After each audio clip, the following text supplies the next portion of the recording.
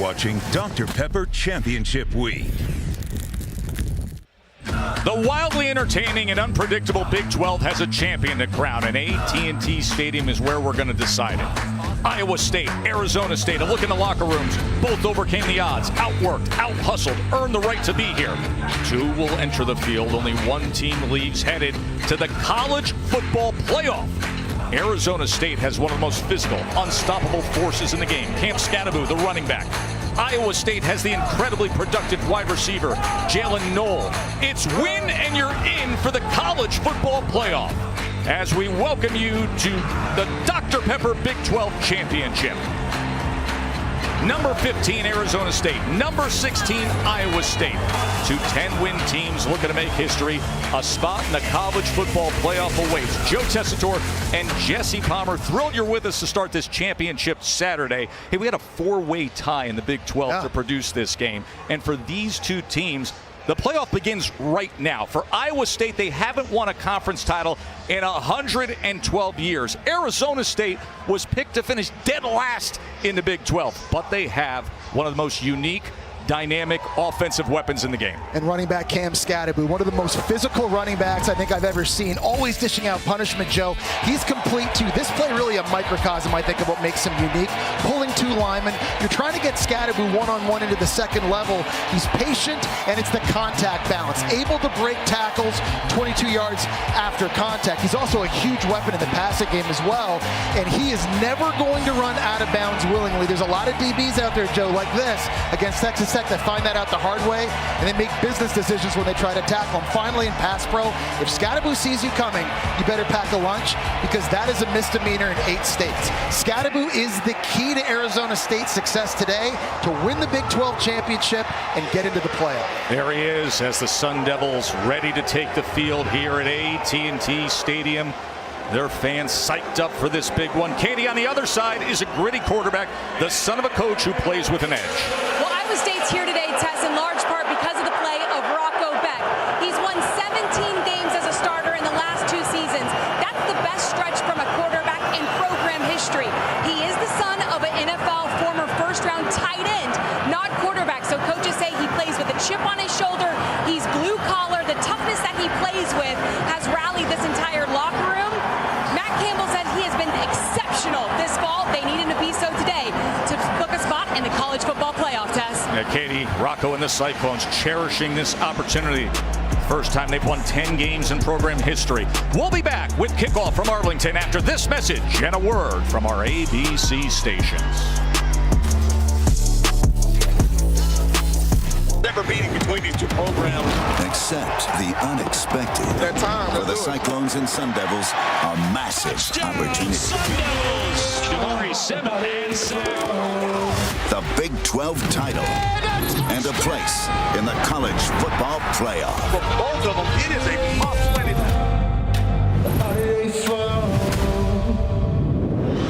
The first meeting between Iowa State and Arizona State in history. And it's for a chance to go to the college football playoff. Iowa State won the toss. They elect to defer. There's the 34-year-old Kenny Dillingham and his star running back, Cam Scatterbu. Meanwhile, Matt Campbell, the head coach for Iowa State, the second coach in school history to coach 100 games. The start of championship Saturday. College football, win and you're in, on the line here in Arlington. So Sam Levitt is the starting quarterback for Arizona State, and in his career was a huge recruit coming out of the state of Oregon. He ended up at Michigan State, and there he had only 4 game appearances.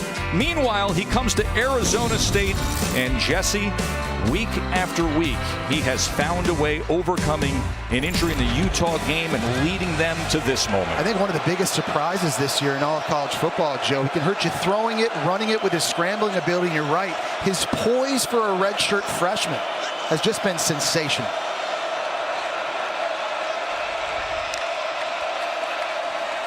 Cam Scatterbu nearly 1,400 yards, and this is how he's going to open up the Big 12 championship. As advertised, Big Cam. And it's a great job of patience and vision this time by Scadaboo because he's going to see a lane open. There's pulling linemen this way. He starts this side, but he looks back that way and sees the cutback. This is a tremendous job. It's supposed to go to the right, but great job of patience and vision by this sensational running back. 28 yards on the opening play of the game. Right back to work.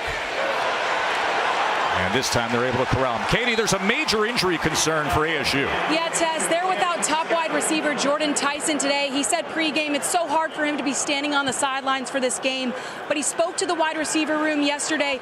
He said, I know I got a lot of touches this season, but this is your all's opportunity to shine. Make the most of this and finish the job for us. Katie, not an easy guy to replace with his speed and his route running and his hands. He was the go-to guy in this passing game, so as a group, we've got a lot of other guys that are going to have to step up. There's play action, Levitt's first throw of the game, and it's an easy pitch and catch as he gets it complete. And that is to Stovall for a first down as you see Jordan Tyson rooting on his teammates. Yeah, you see he's had just a remarkable season this year, the transfer for Colorado has. And you take a look at the stats on offense at receiver. I mean, the next best in terms of receptions is a running back, then it's a tight end. You got to go all the way down to Xavier Guillory and Melquan Stovall combining for 30 catches this year. So you can see the production Jordan Tyson has had and what they're missing in this game. This is Kyson Brown on the carry. He struggles to get back to the line of scrimmage as that front for Iowa State doing their job well. Well, it's Sean James with the tackle. And it's an Iowa State defense, Joe, that has struggled stopping the run this year. They really are going to be challenged up front, especially in the box, to be physical, stay in their gaps, shed blocks, fill appropriately to try to slow down Scadaboo and Kyson Brown. You see Iowa State defensively, they have struggled in giving up rushing yards this year. 96th in the country against the run. Levitt on 2nd and 10. To the end zone, overthrows Gilroy, the intended target. Pressure coming off the edge that time by Deshaun James just forced Levitt to step up in the pocket, and this time he had Xavier Guillory on the deep crossing route, just a little out in front, leading to the incompletion, now setting up 3rd and long here down close to the red zone. Guillory 3 touchdown catches on the year. His target without Tyson available to go. First 3rd down they faced of this opening drive, and it's a 3rd and 10. 3-man rush against Levitt. And he's going to tuck it and try to run for it as he dives ahead near the 15-yard line. The tackle from Sadowski. Now I'm curious to see what Kenny Dillingham, their head coach, is going to do. They've had awful kicking this year at Arizona State, and a lot of 4th downs they've decided to go for it. Looks like they're bringing out the field goal unit here early, try and generate some points on this opening drive. Karsten Kiefer is their 3rd different place kicker to start a game this year, and you see he's only had 1 career attempt, has yet to make a field goal in his college career, but he will come out here for a 32-yard attempt to try to open the scoring in this Big 12 championship game.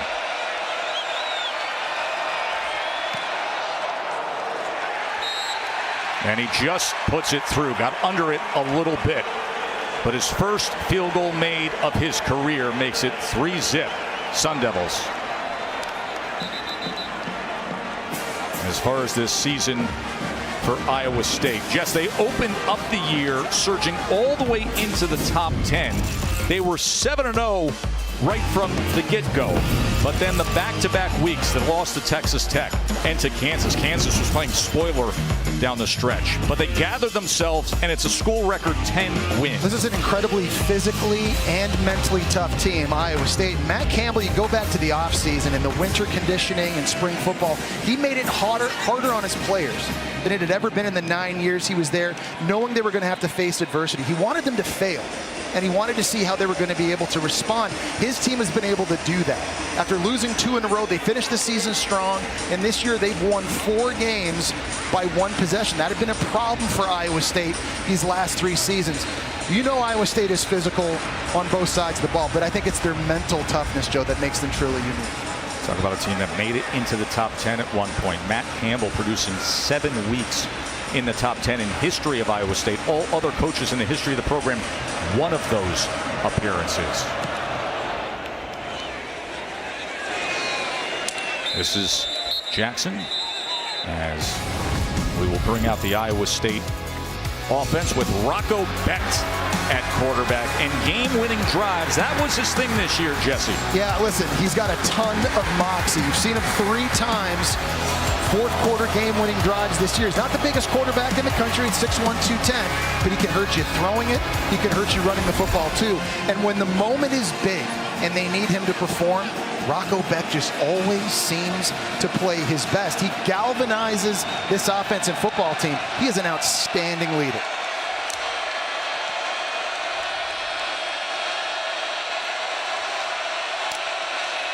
Here's the Florida native that is batted at the line of scrimmage on his first pass attempt of the afternoon by Clayton Smith. That's been an issue for Rocco Becht this year. We talked about being only 6'1", throwing from the pocket. He's had a lot of balls batted down this year. That's the 7th on the season, that time by the Oklahoma transfer Clayton Smith.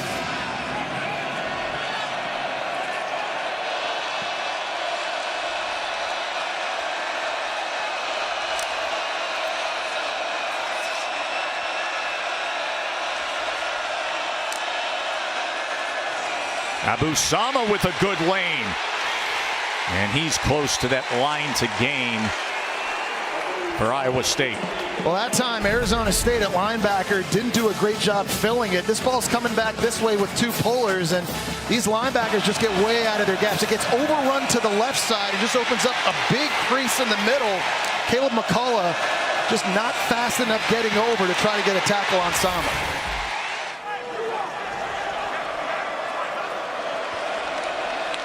So 10-yard run from Sama.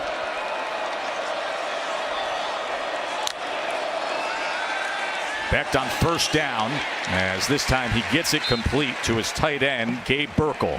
And this is a big, big challenge, I think, for Rocco Becht in this game. You got to be patient when you're playing against Arizona State because they play a lot of big zone coverage. 7 guys are going to be dropping back. The home run ball isn't always going to be there, so just take what the defense gives you. A little stick route that time by your tight end. If it's not open, check it down, take the profit, keep the offense on schedule, knowing you're going to get an opportunity later in the game to take shots. Of course, they do have Higgins and Knoll, the pair of 1,000-yard wide receivers, the only pair in major college football.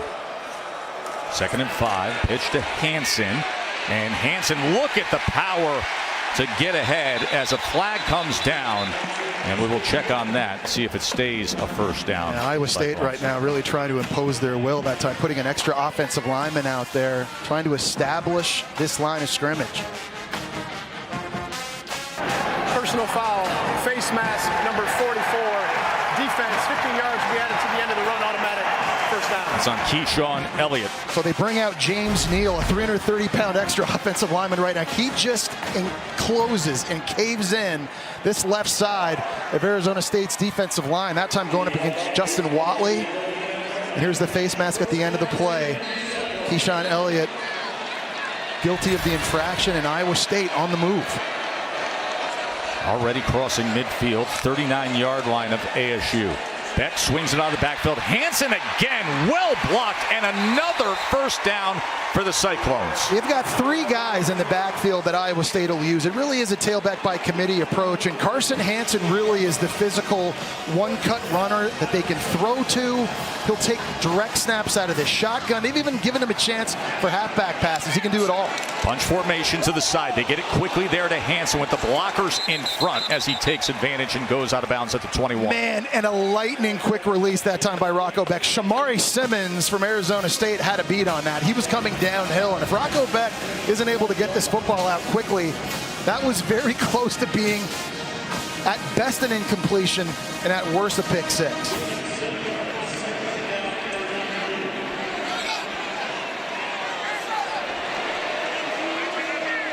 Seven yards on that quick completion.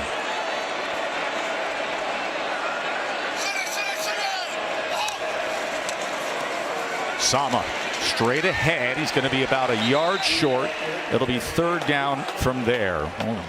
Yet to see the downfield attacks from Jaden Higgins or Jalen Knoll. Jalen Knoll, who we showed you pregame, is a catch in 44 straight games. Here's 3rd down and 1. Arizona State looked like they may have gotten a stop. We'll see if that forward surge, and based on that mark, it looks like it will be a 1st down for Iowa State. You're talking about those 2 receivers, Joe, and you're right. Higgins and Knoll, the only pair to have over 1,000 yards each in the entire country. And they really complement each other well. Higgins on the left, he's the bigger guy, he's more of a deep threat. Knoll on the right, outstanding route runner, does a lot of his damage underneath and the intermediate levels, good on 3rd down, but you can't double team both of those guys. And for Rocco Beck, he's got a really good matchup each and every time he drops back to pass. 9th play of this first drive for Iowa State. As Beck is tackled by Elliott. Well, and this is the cat and mouse game for Arizona State, is they're keeping their safeties back deep because they want to try and get as much double help on Higgins and Knoll as they can. But of course, when you've got an extra safety back deep, you've got one less guy in the box. And Iowa State right now is really trying to take advantage of that. Every time they see 6 men in there, they're trying to run the football, and they're having success. See 3 safeties among their leading tacklers.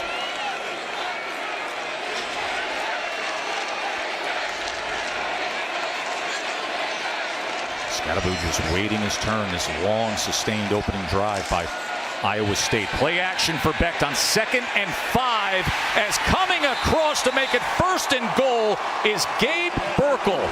Their 6th first down of the drive, Jesse. Yeah, nice job by Burkle that time. He's over here. He's going to start with the block, and then he's going to release out here into the flat. Really nice play fake by Rocco. Beck gets his head around. He's got to negotiate the block out in front of him to get that football around, but easy pitch and catch. There's just a really nice rhythm and tempo right now to this Iowa State drive. A really nice answer to Arizona State kicking a field goal on their first try. Iowa State looking good here up to the challenge. Bringing in the big bodies right now. Offensive lineman James Neal wearing number 93 as an extra tight end on 3rd and goal. Got a whole lot of meat in there for the Cyclones. As straight ahead goes Carson Hansen, tackled by Elliott. Flag comes in at the end of the play.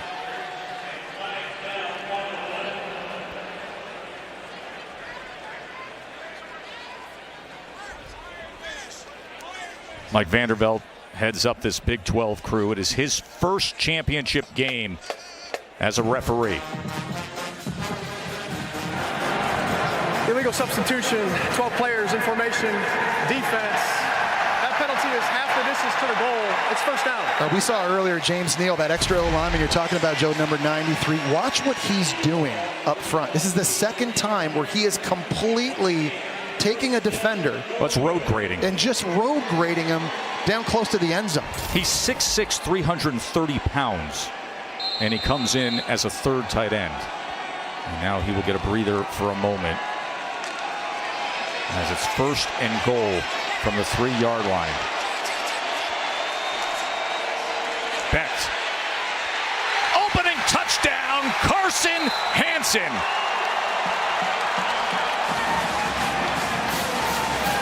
And the play fake that time to Hansen had everybody in the 2nd level of Arizona State's defense frozen. Everyone was expecting run. They all came flying downhill. It's never going to get much easier than this. You get all of this right here, and it's Hansen out of the backfield, able to make this an easy pitch and catch. Iowa State, head coach Matt Campbell, offensive coordinator Taylor Mauser, they came out in this first drive trying to establish their physicality. And I would say they did a good job of that. Conradi adds the extra point.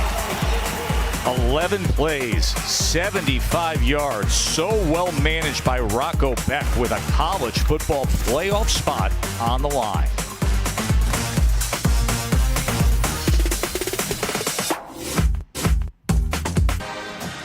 (7-3) Iowa State on top. Cam Scatterbo, the star for Arizona State. Listen, coming out of high school, this was not a big recruit. Just had the scholarship offer to go play at Sacramento State. Wanted to transform himself. He lost 15 pounds over the summer at ASU, and he has been an absolute monster. Top 10 in major college football in rush yards per game. He really has. And what's been so impressive about him, too, is just all the different things he's good at and how he helps this offense. A guy that started a game as quarterback last year. He punted last year, Joe, played wide receiver. Anything this offense needs, Cam Scatterbo can do. Well, guys, after last season ended, Kenny Dillingham had a frank and honest conversation with Cam Scadaboo. He said, I've coached a lot of guys that are playing on Sundays. Right now, you are not an NFL running back. He said, but you can be if you do these things. Stop being selfish. Guys have to want to block for you. Get faster, drop 10 pounds of body fat. Dillingham said Scadaboo could have easily left ASU, said to heck with this guy, but instead he accepted the challenge, improved his speed, dropped weight, and became a better teammate. Now everybody's reaping the rewards, Tess. Yeah, very honest leadership, and it has paid off.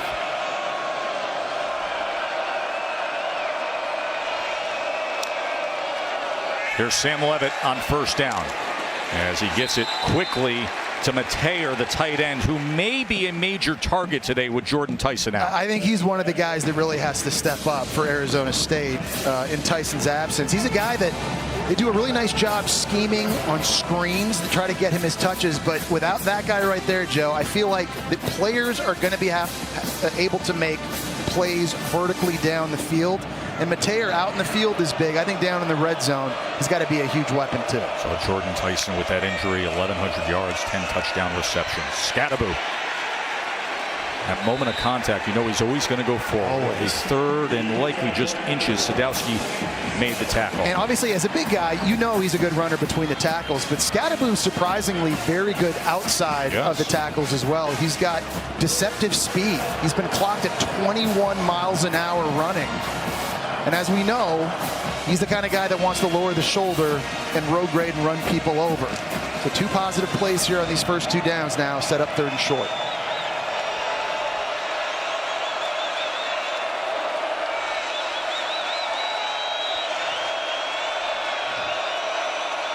Third and 1, short pitch to Scadaboo. Takes his time looking for just a little bit, but what a great job with defensive pursuit for Iowa State. Well, that time it was Iowa State, and their safeties played downhill so fast. To Sean James, number 19, he's lined up 7 yards away from the line of scrimmage. He's able to come down, linebackers getting off of blocks, making the stop. You don't see that very often. Arizona State going for it here early, inside their own 35.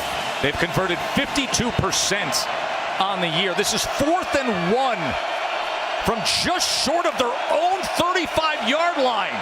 Levitt to pass on 4th and 1. Wide open and complete. Stovall, a race to the goal line and just tripped up.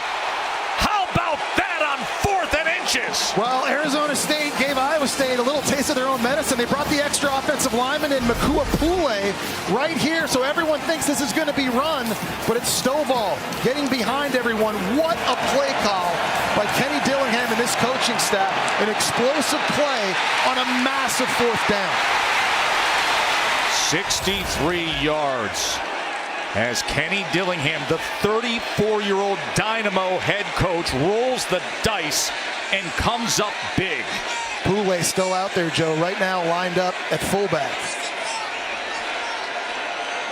1st and goal.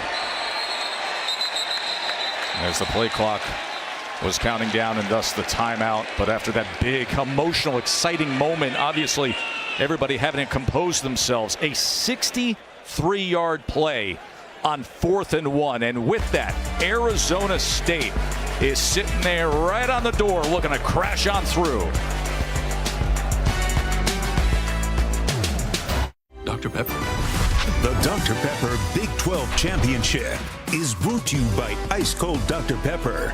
College football, it's a pepper thing. And in part by the Home Depot. How doers get more done. Conference realignment has created a very unique championship Saturday as we've got first-year conference teams that could win the championships. Virginia Tech was the last first-year member of a conference to win a championship, and these are the odds that things break their way. Of course, we've got Texas and Georgia coming up in the SEC championship. Well, Joe, it's all impressive, right? They won the Big 12 last year. They won the American. They almost got to the playoff. This is the team that's so surprising. Back-to-back 3-9 seasons to come into the Big 12 in the first year and just be in this game. To me, is one of the best stories in college football this year. Also, NCAA sanctions from recent years and picked to finish dead last in the preseason media poll. But after the 63-yard play on 4th and 1, here they are with Scadaboo taking the direct snap. And he is in deep trouble, and then he tries to pass it, and it falls harmlessly to the ground. But man, oh man, was that a dangerous play as Jacob Ellis was putting pressure on Scadaboo, and then Scadaboo said, I'm just going to launch this thing. Yeah, he's got to take this and just knowing the play's over, but it's Ellis up here taking on a pulling lineman who completely... There is no foul for intentional grounding. The quarterback was outside the tackle box and was able to get the ball beyond the line of scrimmage. Second down. He was able to stone him at the line, and Scadaboo unwisely just throws this thing. Yes, it goes over the line of scrimmage because he was out of the tackle box. That is not intentional grounding, so good call there, but very dangerous, very scary play. By the way, a 17-yard difference compared to where he could have been tackled. Here he is tackled right at the line of scrimmage, so that'll make 3rd and goal as this Iowa State defense looks to be a stone wall early on. So Singleton with the tackle. I think this is where Shimon Mateer at tight end has to be a force for Arizona State's offense. He's a guy down in the red zone. He's made a lot of plays. Number 7 right there. And without Jordan Tyson out wide winning a one-on-one matchup, you got to find your next best option. With his athleticism and his quicks on the left side of that line, he's a guy that I think Sam Leavitt might be thinking if they throw it. Mateer has 3 touchdowns in the last 4 games. Is he the target here? Leavitt's going to run with Scadaboo blocking, and he goes right in.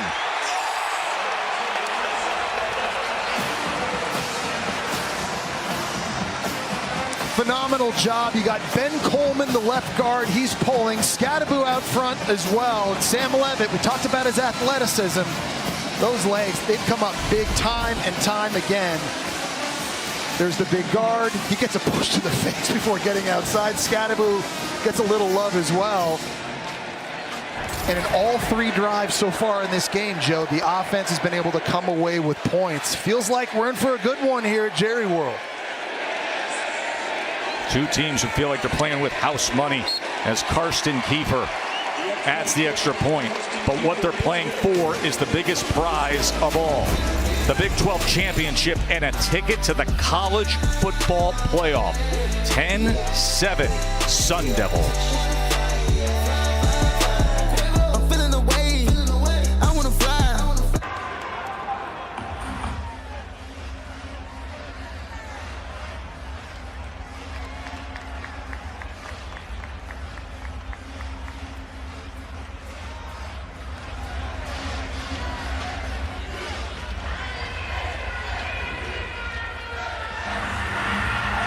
Already a great start here in Arlington. But coming up, it's the SEC Championship game. Number 5, Georgia. Number 2, Texas. That's on ABC, presented by Dr. Pepper. And at 8, the ACC Championship, presented by Geico. Number 17, Clemson. Number 8, SMU.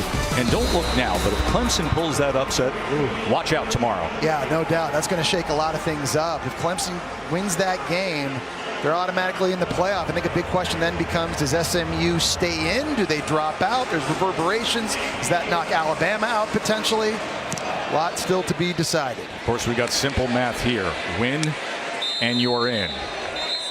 Well, one of the things I really like about Iowa State offensively is they're multiple and how they use personnel. And then they love 2 tight end sets. It's called 12 personnel. 2 tight ends, 1 running back, 2 receivers. Here against Kansas, pro formation, RPO, hitting Steve-O Clods. Later in the game, you go empty with the same personnel grouping, and they're going to go with a post throw to Jalen Knoll for a touchdown. And then earlier in the game, you go power I with the 2 tight end set again and 12 personnel. Everybody thinking it's run. Play action shot down the field to Knoll. It makes it so difficult as a defense to figure out what personnel you want to use to try and stop these formations.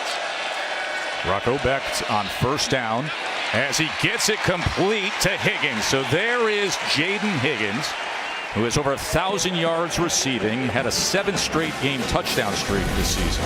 Well, they're going to run a flat here to try to hold this corner and allow Higgins to get in behind him. You see a lot of empty sets from Iowa State, and I like that because I think it makes the picture a lot cleaner for Rocco Becht. Becht extending the play, looking for an option, and then just has to throw it away. How about the job Matt Campbell has done this season, Joe, in his 9th year at Iowa State, completely changing the culture and the expectation. When he took over, they were winning 4 games a year. That's right. Now it's not just about, hey, we're going to try to get to a bowl game. That's great. Now it's, let's compete for Big 12 championships, and let's try to get to the college football playoff. The job he has done has just been remarkable. Of course, they were here in 2020 and then had the Year 6 Bowl win. But this, a much different beast. A chance to go to the college football playoff with a win today. 2nd and 10 is complete for a first down as he goes to Knoll. Jalen Knoll with over 2,600 career receiving yards. It's a nice design outside because they're clearing the corner here out with that go route to the outside. And that opens some space for Knoll to go to work. Now, Arizona State defensively is still playing with 2 high safeties. And on the first drive, Joe, we saw Iowa State running the football, but they've come out here deciding to be more aggressive and throw against those 2 high safety looks, and they're having success. 17-yard completion.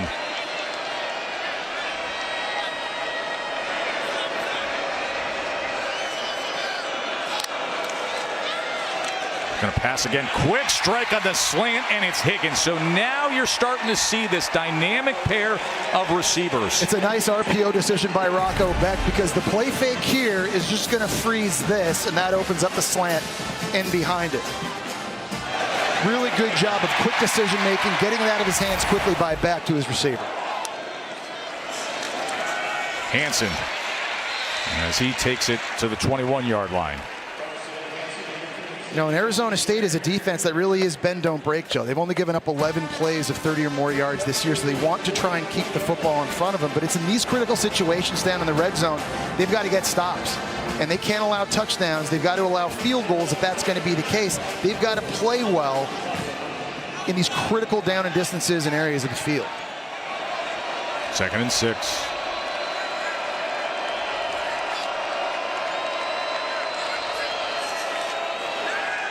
Becht. Easy to the tight end, Burkle. And Burkle muscle his way inside the 10-yard line.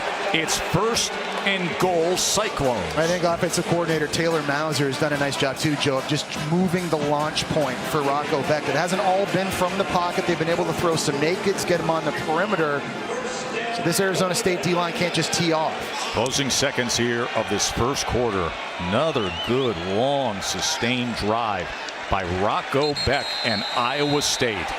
The Dr. Pepper Big 12 championship game. A 10-7 lead for the moment for Arizona State. We'll return after this message and a word from our ABC stations.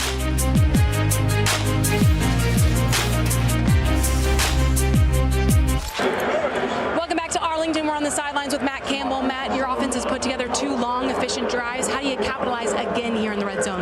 Yeah, I think execution is going to be the key. You know, we're doing some really great things on defense and certainly doing the same thing on offense. But, man, we got to win the moments in these critical moments down in the red zone, 3rd down. They'll be huge for us. Thank you. Thank you. Well, here's a moment to win.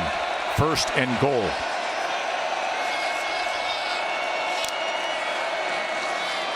Sama looking for anything, not finding much, just falls ahead for a yard. That first quarter came in combined 30 plays were run, 0 for negative yards. The highlight was the 4th and 1 63-yard play by Arizona State. But Iowa State, Jesse, consistent 10 first downs. Yeah, and they're doing it running the ball. They're doing it throwing the ball. A lot of new formations like this one right here. A little bit funky and empty. 4 bodies out to the right. And Higgins backside one-on-one. 2nd and goal. Becht looks left to the end zone. Back shoulder is incomplete. It'll be 3rd and goal. He's looking for Higgins. Well, and ASU that time had safety help to that side, so still surprised that they decided to try to throw that. They're trying to go to the back shoulder. You got to give Javen Robinson, the Washington State transfer, who gives up 5 inches in height against Higgins, fighting him on that play, making sure he's not going to come down with it. And we talked about it, Joe. Critical situations like this in the red zone. It's okay for Arizona State to give up yards, but you can't give up touchdowns down here in the red zone. 3rd and goal. First 3rd down they have faced on this drive. 9 plays in as the flag comes in with movement. False start, number 9. Offense, 5-yard penalty, 3rd down. That's Higgins, the receiver. Well, Higgins outside. He's a senior. He just knows better, maybe a little bit too anxious to try to run another fade route, but obviously here if you're Rocco Becht, you just got to be patient, right? Obviously you want to throw a touchdown, you're down in the red zone, but there's a good chance Arizona State here drops a lot of guys in coverage, and if it's not there, you're just checking it down or you're throwing it away, not taking a sack in this area of the field. Remember, he went to Hansen for the touchdown earlier. 3rd and goal.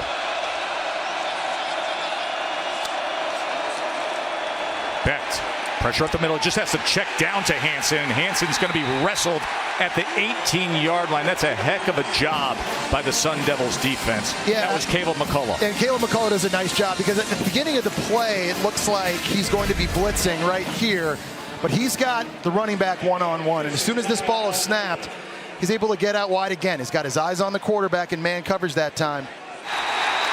He's able to make a nice tackle. Prince Doorball, the defensive end for Arizona State, is slow to get up. Medical team is out to take a look at him. And with that, we'll take a short break and come back to Arlington.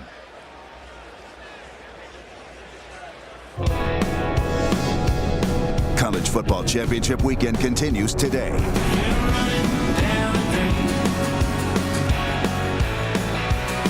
Dr. Pepper Championship Week.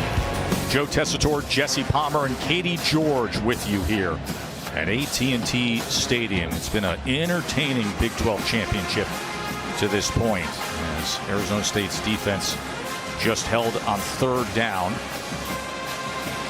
3-point lead for the Sun Devils. The winner of this game makes it to the college football playoff, as Kyle Conradi on to attempt the field goal to tie this game. Last week was his first miss from inside of 40 yards all season long. This will be from 36 to tie it.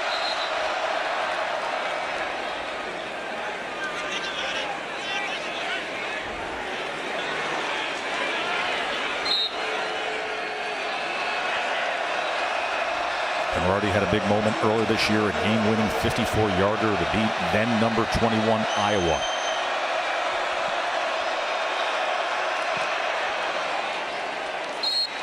.36-yarder is good, and we are tied up at 10-10 to see whose name will be filled in to the bracket. It's our all-state playoff predictor, and this is the way, if you just take the rankings, it looks going into this championship Saturday. Yeah, and Arizona State's at the 12th spot because they're ranked higher than Iowa State right now. But what's interesting, the ACC title game later, Joe, if Clemson beats SMU, Boise State in all likelihood moves to the 3 spot, and then that might knock Alabama out if SMU falls but stays in the playoffs. So this game, the ACC championship game, I think the results of those two really affect this bracket. Yeah, I'm so excited that we have a college football playoff that's now at 12 teams, but this whole deal with the conference champions being doubly rewarded, the top 4, of getting the 1 through 4 when we know the rankings that are next to the name, that's the big change that I think everybody wants to see in the coming years. Get rid of it.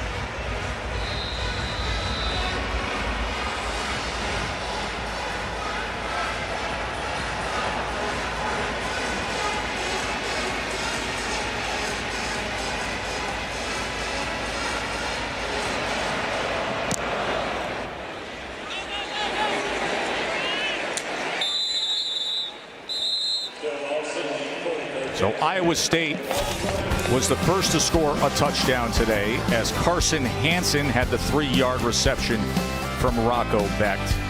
And then Sam Levitt with Big Scadaboo out in front on a drive that was set up, Jesse, which what was the play so far of this first half, the 4th and 1.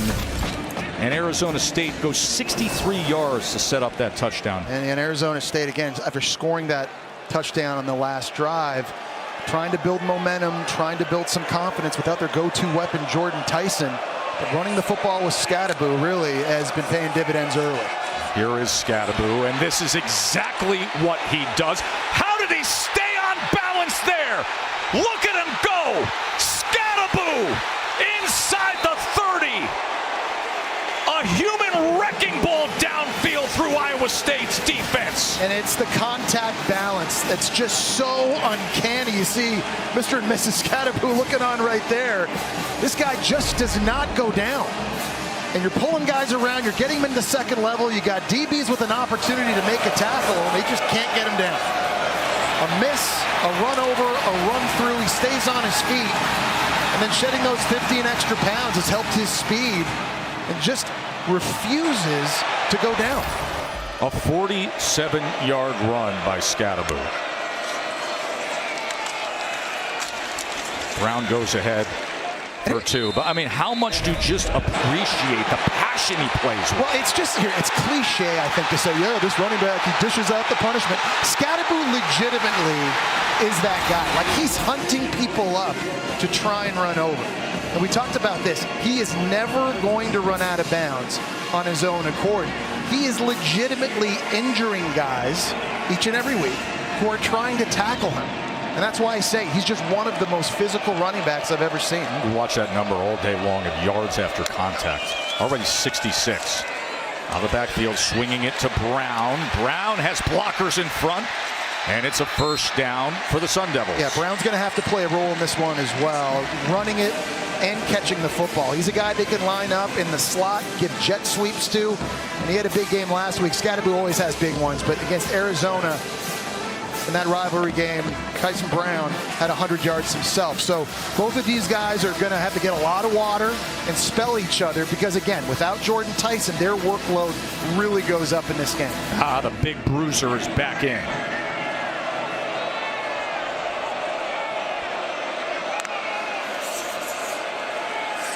Levitt looking to extend the play, and Levitt is going to keep his balance somehow. Sam Levitt inside the 5. Well, I think he had a shot at Mateer for a touchdown early in this play, but he didn't get it thrown, and then it's a scrambling ability that just takes over. This comes open really early. He gets this ball out and he throws it beyond the safety. Now that's going to be a touchdown, but he took his eyes off of it. But this is what makes Sam Levitt special, Joe. The scrambling ability. 352 yards this year on scrambles. The 4th most of any quarterback, or the 7th most, sorry, of any quarterback in the FBS. Slithering his way for 14 yards, and it's a 1st and goal. Scatterbo. All too easy.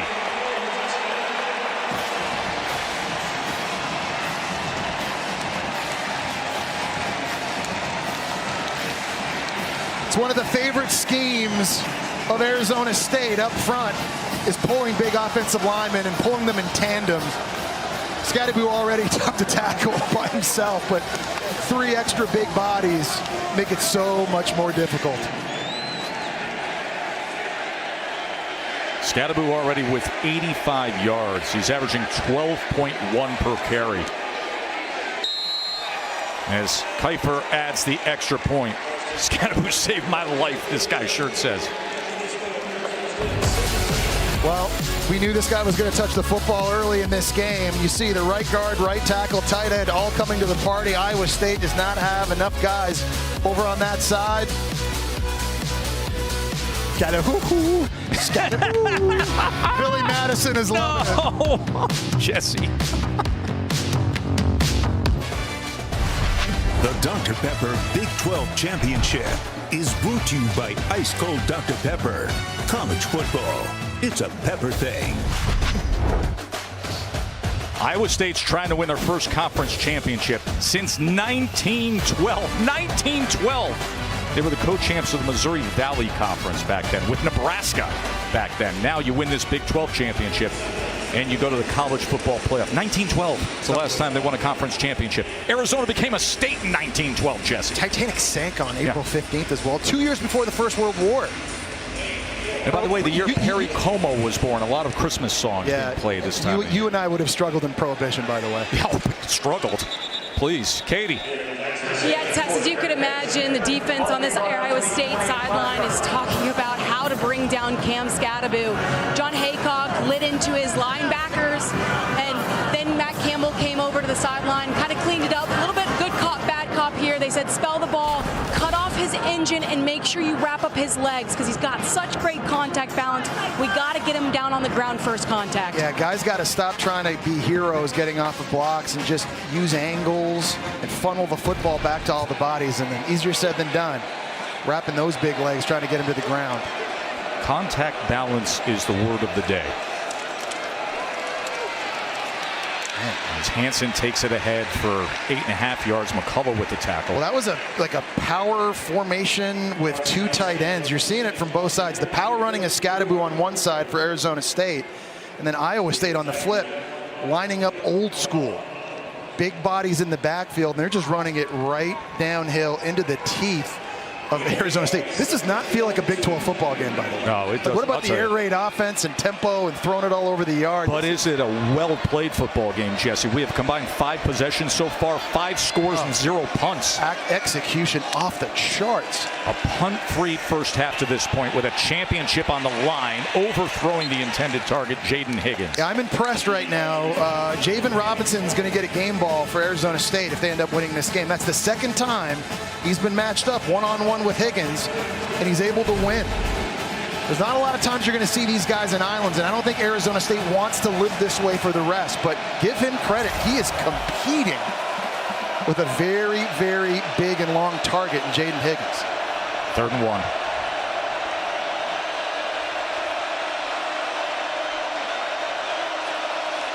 High formation short pitch, and it is a first down as Carson Hansen will take it ahead. Alford made the tackle. And that is a shoestring tackle that time by Alford. If he doesn't make it, that's going to be an explosive play. On 3rd and 1 like that, everybody down close to the line of scrimmage, and Iowa State's getting hats on hats, and they're springing their running backs into the second level.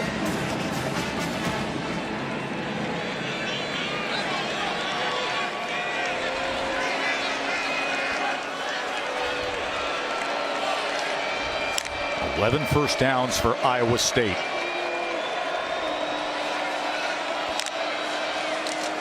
5'7", Jalen Jackson with the carry as he goes ahead for nearly 10 yards. Well, tackled by Rouser. Arizona State's trying to disguise their big zone coverages, right? But he's going to bail out, and he's going to bail out, and he's being back. You've only got 6 bodies in here. You've got to run the ball if you're Iowa State. And I love what Taylor Mauser is doing. He's just being patient. We talked about the running back by committee approach. You've seen Hansen, you've seen Sama, and now the 5'7", 180-pound Jalen Jackson. A bit of a change of pace back. He's getting his work too. What a nice job by Jaden Higgins blocking downfield. 2nd down and 1.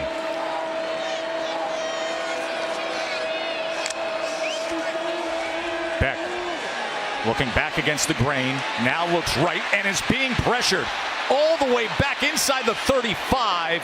And he's forced to throw it away. It'll be 3rd and 1. Yeah, and so you've seen on 2nd and short these last 2 drives, they've tried to take a shot because they're expecting Arizona State to be loading the box and have those one-on-one opportunities. It's the cat and mouse game between Taylor Mauser, no pun intended, the offensive coordinator for Iowa State, and Brian Ward at Arizona State.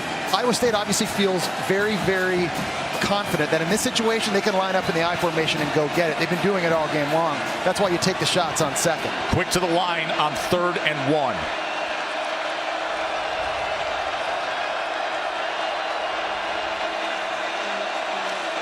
Quarterback sneak, and with the extra push, he gets it easily by 1.5 yards to move the chains, as that ball's going to be resting right at midfield. So I think moving forward here on 1st down, you're expecting run. Obviously, Taylor Mauser, get some tight ends out there, big bodies.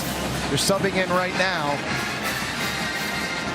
And if Arizona State's going to stay back with 2 high safeties, then we're just going to keep pounding the rock. And we're going to eat the clock. We're going to hog the ball. Keep Scadaboo on the sidelines for Arizona State.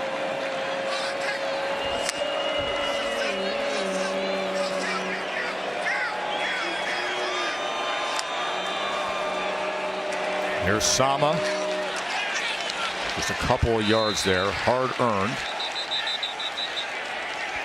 Halfway through this 2nd quarter, 7-point lead for the Sun Devils. They had the Scadaboo 3-yard touchdown run moments ago. Prince Dorba has a really nice individual effort on this run. That was supposed to be a pass, and you heard Rocco Beck, kill, kill, kill. He's killing it to a run play. Arizona State makes their own check, and Dorba doing a nice job. Didn't make the tackle, but he made the play that time for limited yardage. See the ball control to this point. Iowa State with 27 plays. Play number 28 comes on 2nd and 7. Beck, time to pass, comes to the near side, and what an effort, and what a throw to Jaden Higgins. Man, he had Higgins running a smash route one-on-one with Shamari Simmons, and how about this accurate throw? There is no defense for a perfect pass. He couldn't have jogged down the field and handed Higgins the ball in a better spot. That is outstanding. Rocco Beck, as they say, just loves to compete. Doesn't care if it's spike ball in the summertime, said Taylor Mauser. He's just a competitor every step of the way. 17 yards for a first down. Ball on the 30-yard line there as they go back to the I formation with Hansen. But this time wrapped up immediately by Elliott. All right, that time there's 8 guys in the box, and that's a look you don't want to run into. So Arizona State is now starting to make some adjustments on their defense. Look at all these bodies in here. Difficult to run into that, and it's really well timed on the blitz right up the middle via Sayu, the San Diego State transfer, shooting that gap and making a stop. Via Sayu making a good play. Elliott shedding the block, and it's 2nd and 10.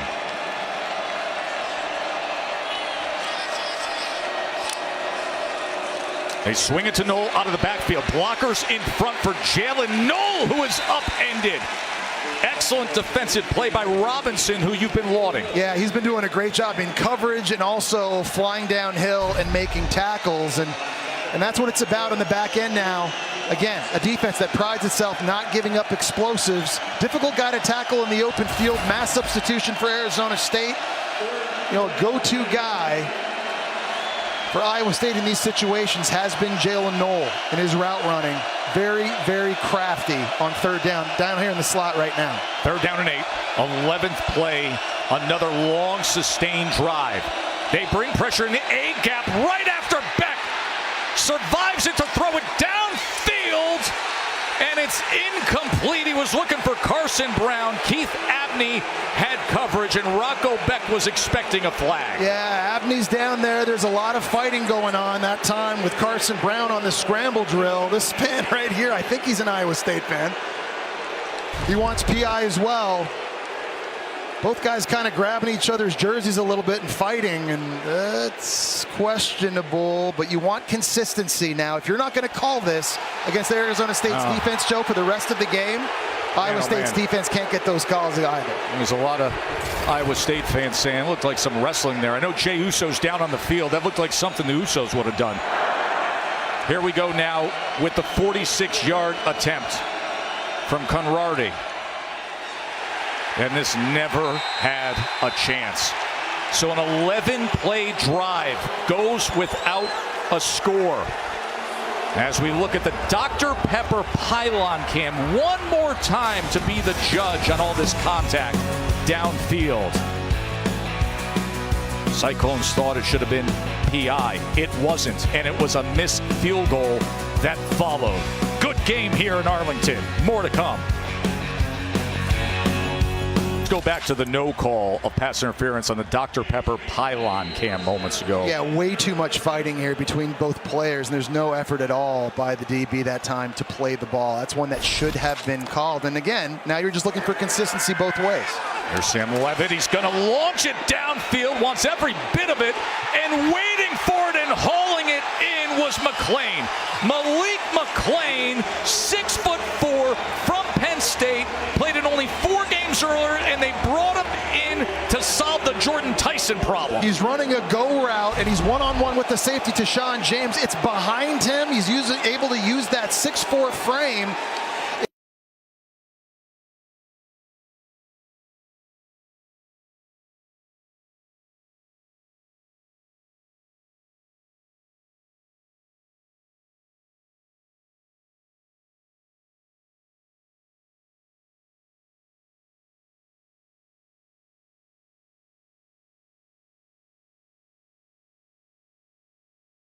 City. And so this is where it can get tricky now on third down if you're Sam Levitt against this defense. A lot of times in these situations, they only rush 3 guys. So 8 guys in coverage, all the eyes on the quarterback. You hold it, you hold scrambling. When things get off schedule, and you're on the scramble drill, if you're not on the same page with your receiver, generally great things don't happen, and quarterbacks are only completing 52% of their throws against this defense, Joe. It's the second smallest completion in the country. Third down and 10. Levitt is pressured, and Levitt is gobbled up, taken down by Dominic Orange and Joey Peterson. And that was only a three-man rush. And it was Joey Peterson that won around the outside. And then big citrus, Dominic Orange, he's able to finish this up in the middle. Look at the speed off of the edge. It forces Levitt to have to step up just for a second.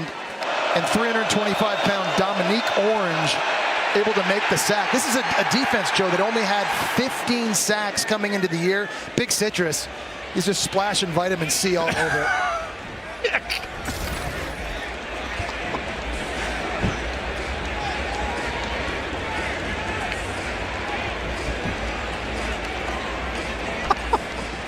Dude, we're having fun today.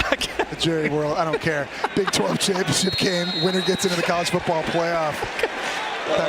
Back at lunch. We got 325-pounders dancing, and you're saying they're splashing vitamin C all over it. Oh, what is this, a punt? Yeah. What is that? What's going on?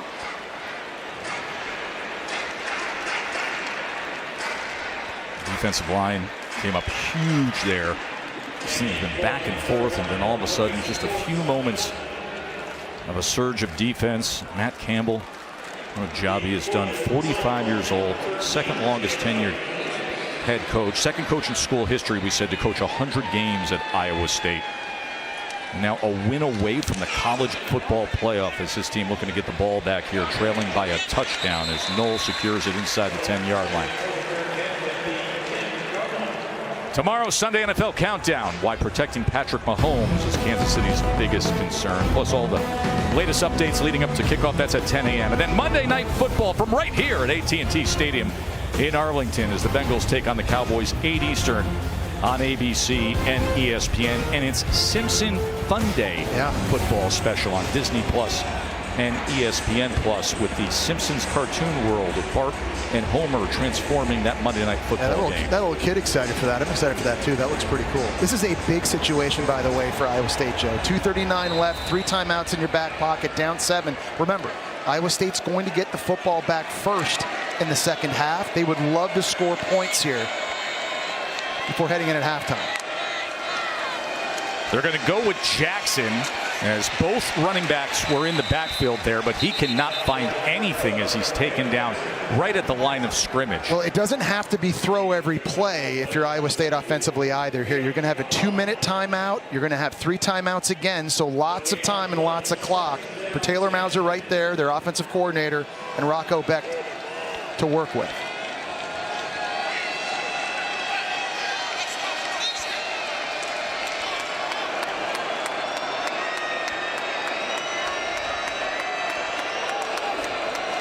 Beck just before the 2-minute timeout as he goes with the quick out, and he gets it again to his tight end, Gabe Burkle, and that'll lead us to the 2-minute timeout of what has been such a fun and entertaining go of it. The first time we've ever had Iowa State and Arizona State on the field opposite each other, and it comes in the Dr. Pepper Big 12 championship game. The Dr. Pepper tuition toss giveaway is coming up at halftime. Stay tuned to watch 2 deserving students compete for a life-changing grand prize of $100,000 in tuition from Dr. Pepper.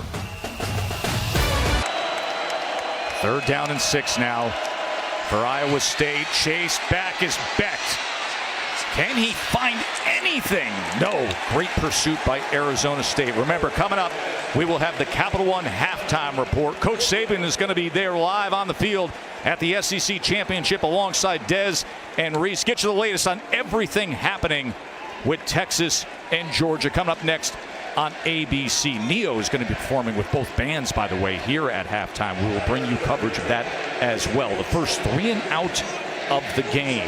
Couldn't have come at a better 152. time. Yeah, with 2 timeouts as well and a chance to pad their lead before going in at halftime. Expecting Arizona State to get the ball back here in pretty good field position. Could get great field position depending on the effort by Tyler Perkins, the junior punter from Norwalk, Ohio. Stovall back to receive. Remember, he had the big 63-yard reception earlier tonight. Flag is down as Stovall brings it out to the 49-yard line. We'll see if they walk this back.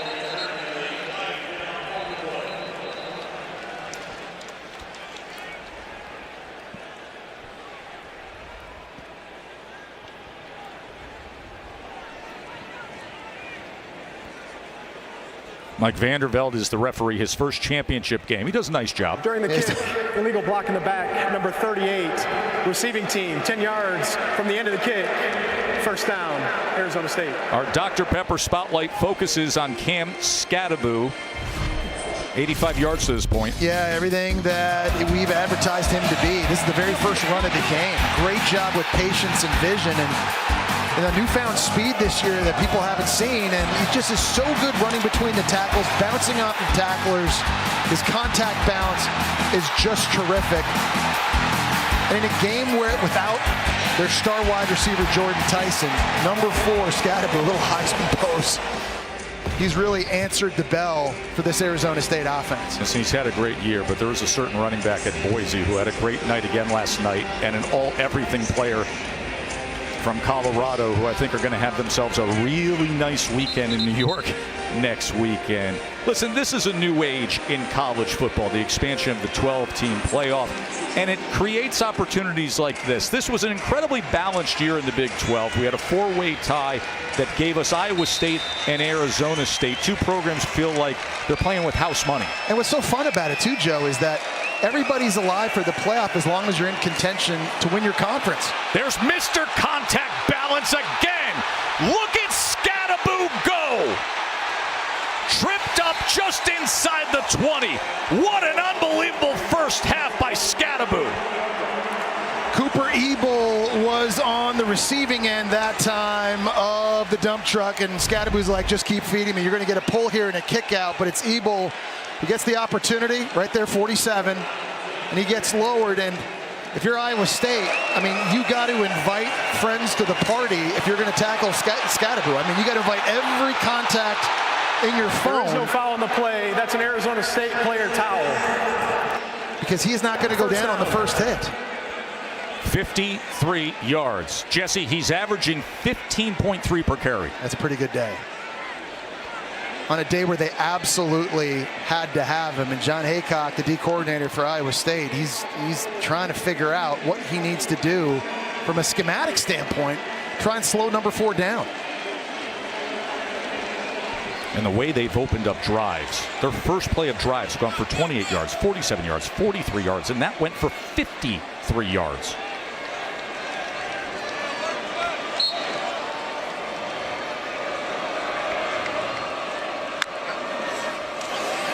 Levitt's going to swing it to him out of the backfield. Yeah. Listen, get the touches however you need to. And it's funny, you think back to earlier in the year for Arizona State. Skattebo missed the UCF game. It was Jordan Tyson at receiver in that one who really stepped up with 2 big touchdown catches. And it feels like it's the reverse today. Jordan Tyson out, and it's Cam Skattebo doing everything, running and catching the football.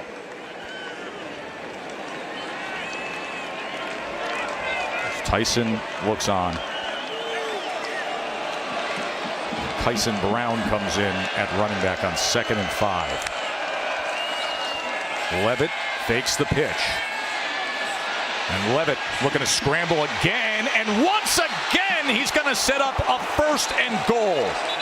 He did it earlier. He does it here. He does. It's a 3-man rush. And we saw Skattebo earlier run over Ebel at linebacker. This time, Sadowski has a chance to make a tackle on the redshirt freshman quarterback. And now you're seeing his ability to make people miss, going down right before the goal line, and no surprise, big number 4 back in the game. They're going to try to milk this clock as much as they can. Scoring a touchdown to go up 14 before halftime would be massive. Expecting Skattebo here in the Wildcat. The whole stadium is.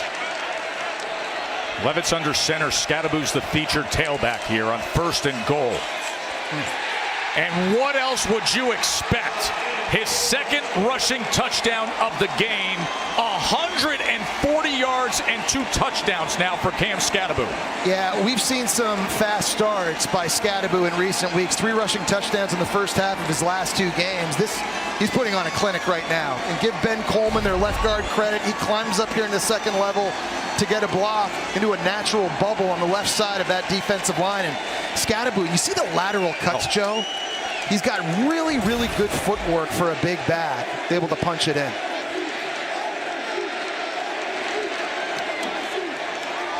As Kiefer adds the extra point in his first start of his college career, And it's a 2-touchdown lead for Arizona State. Win and you're in. This guy's in the end zone again. There is Cam Scatterbo getting a well-earned rest over on the sideline. 140 yards, Jesse, and 2 touchdowns on 10 carries. It's not just the way he runs and how skilled he is and how sensational he's been. How much fun is he to watch as a player? Well, how much fun? He just looks like he's having fun himself, and I think that's been one of the things this coaching staff has tried to do is control a little bit of that, but they have unleashed him this season, and you're seeing all of it. Now, I want to show you what he looked like pregame as he arrived here at AT&T Stadium with this swag, with the jacket that says boredom kills. There is nothing boring about Cam Scatterbo. And then just before he took the field. Yeah, he's setting his intentions right now to run people over and dish out punishment, hurt people's feelings. He's just taking the energy here at Jerry World. We put a clock on him. That lasted for over a minute, and oh, the stories that those two could probably tell. Leonard and Becky Scatterbo.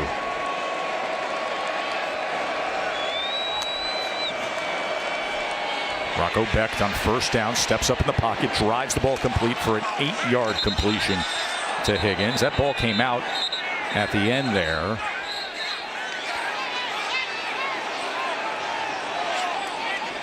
Three timeouts remaining for Iowa State. Yeah. Scatterbo's been the star so far of this Dr. Pepper Big 12 championship, but what can Rocco Becht and Iowa State accomplish late as the officials are going to take time to look at this last play?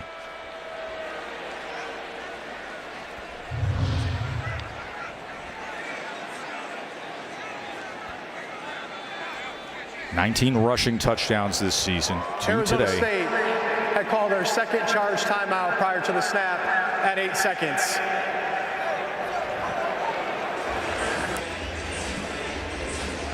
So Arizona State, this team now with 10 wins and a 2-touchdown lead to make the college football playoff. But consider recent years. They vacated 10 wins in 2021, 2022. Sanctions were handed down in April of 2024. Back-to-back 3-9 seasons. And then the Big 12 media picked them dead last. Yep. But here they are. Here they are, Jesse. And it's crazy to think. I mean, you lose a top recruit in Jaden Rashada to Georgia. The chicken found his way into this, again. It's the most well-traveled chicken. I mean, he is, or she is, or it is executive platinum. I mean, traveling all over the country. It's been remarkable, Joe.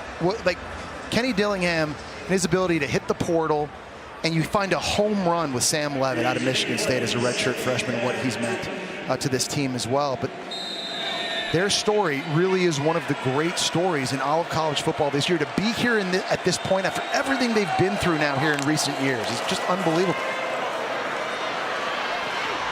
Sama is going to add to his total here in these final seconds.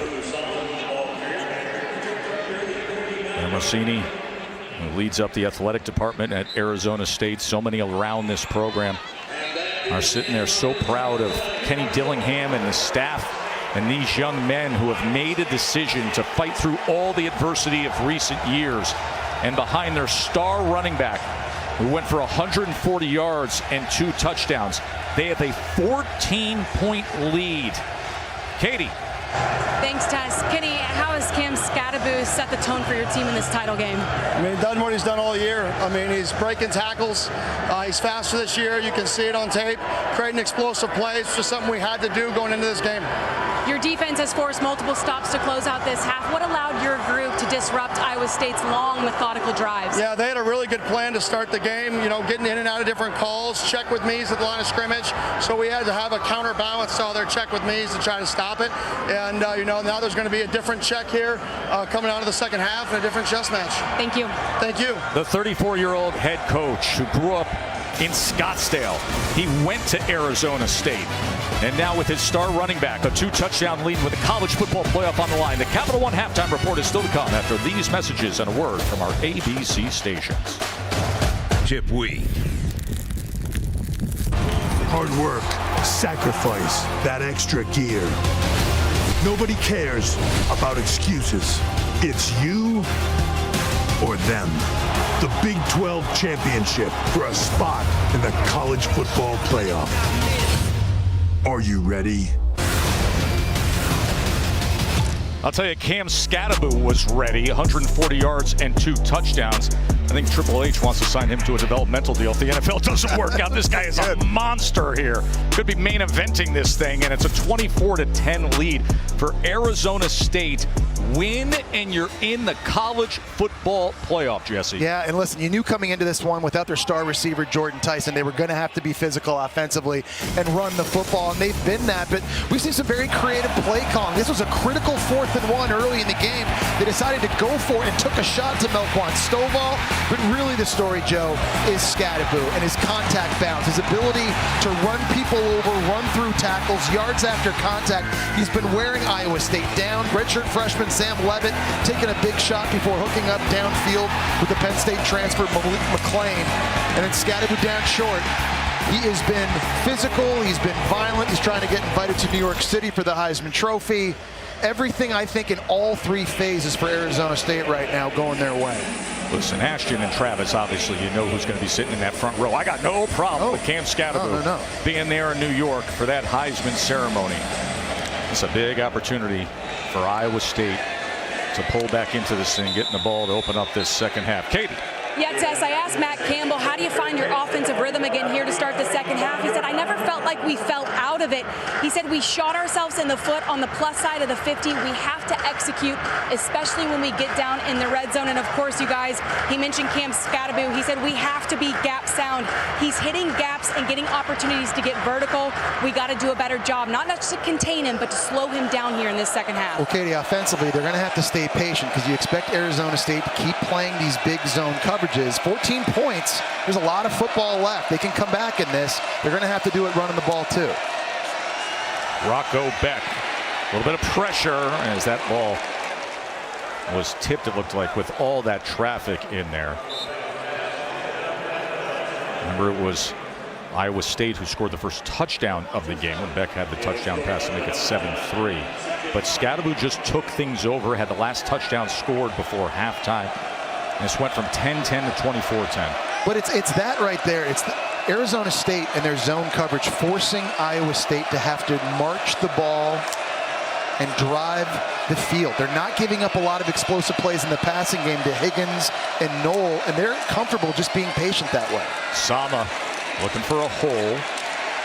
Wow.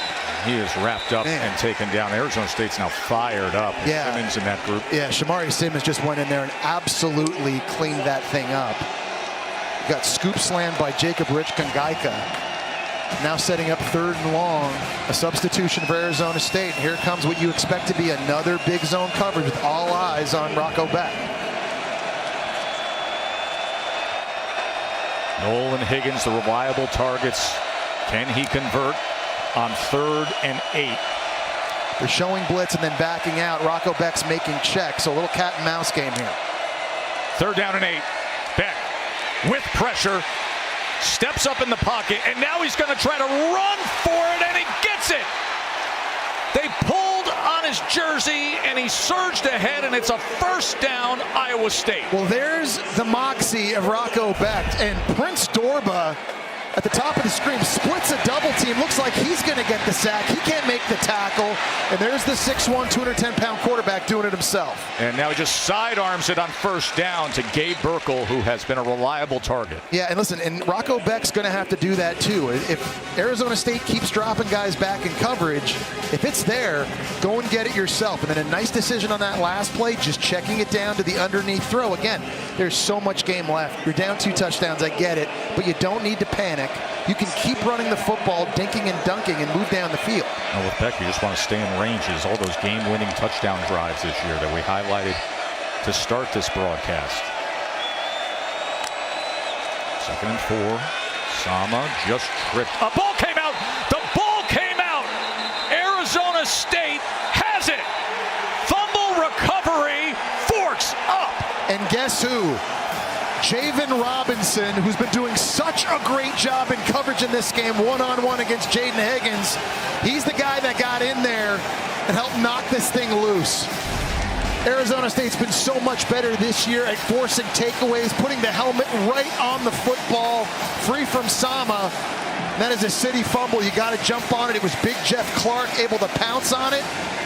That's the 20th takeaway on the season for Sparky defensively, putting them, Cam Scadaboo, back in great field position. And Jesse, on the other side, that's just the 4th fumble that Iowa State has lost this year. Just the 4th. Scadaboo. Look at the extra yardage from the leg drive. He had his back to the defense, and he still gets an extra 5 yards. Yeah, and he's just pushing the pile, and he's going backwards, and those legs just never stop driving. He's had an entire halftime now to catch his breath, get a second wind. That's bad news right now for the Cyclone defense. This guy was so grossly under-recruited. Spent 2 years at Sacramento State playing FCS football. And now he's a megastar trying to lead his team to the college football playoff. Scadaboo took 2 to get him down. It'll be 3rd and about 2.5 yards. Man, you take a look at the stats and what Scadaboo's doing after contact here. 95 rushing yards after contact is almost as many as the Cyclones have as an offense in this game. That's amazing. Speaks volumes about his style of play, his determination, the ruggedness, that bruising effect.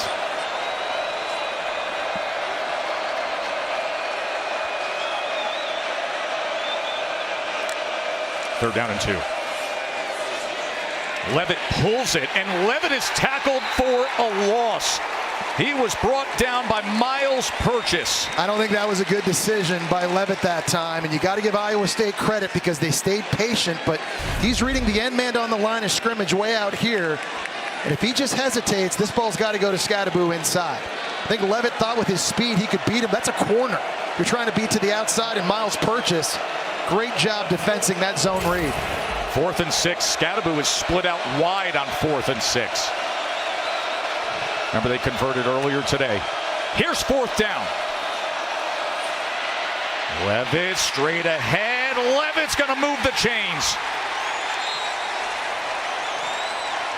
That's a couple times now in the last 2 drives that Jack Sadowski at linebacker has not been able to tackle Sam Levitt one-on-one. They had a really good defense. They were dropping 8 guys in coverage, hoping that he was going to take off. This is a tackle that needs to be made right here.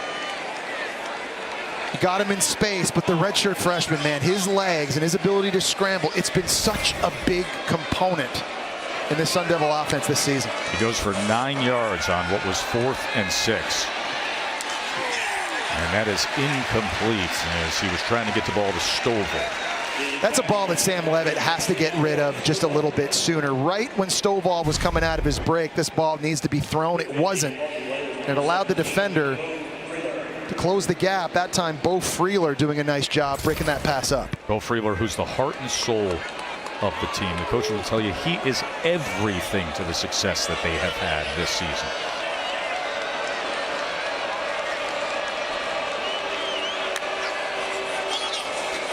Second down, Scadaboo spinning and still driving with defenders draped on him. Yeah, Iowa State plays a 3-3-5 scheme. So they've got 3 D linemen, 3 linebackers, and they've got 3 safeties in the back end. And they're all right now with this run game, playing 10 yards off the ball, and they are flying downhill. And this is John Haycock, their D coordinator's answer to try to stop this rushing attack. We can get more bodies, even if they're not big bodies, just more hats to try and slow down Scadaboo.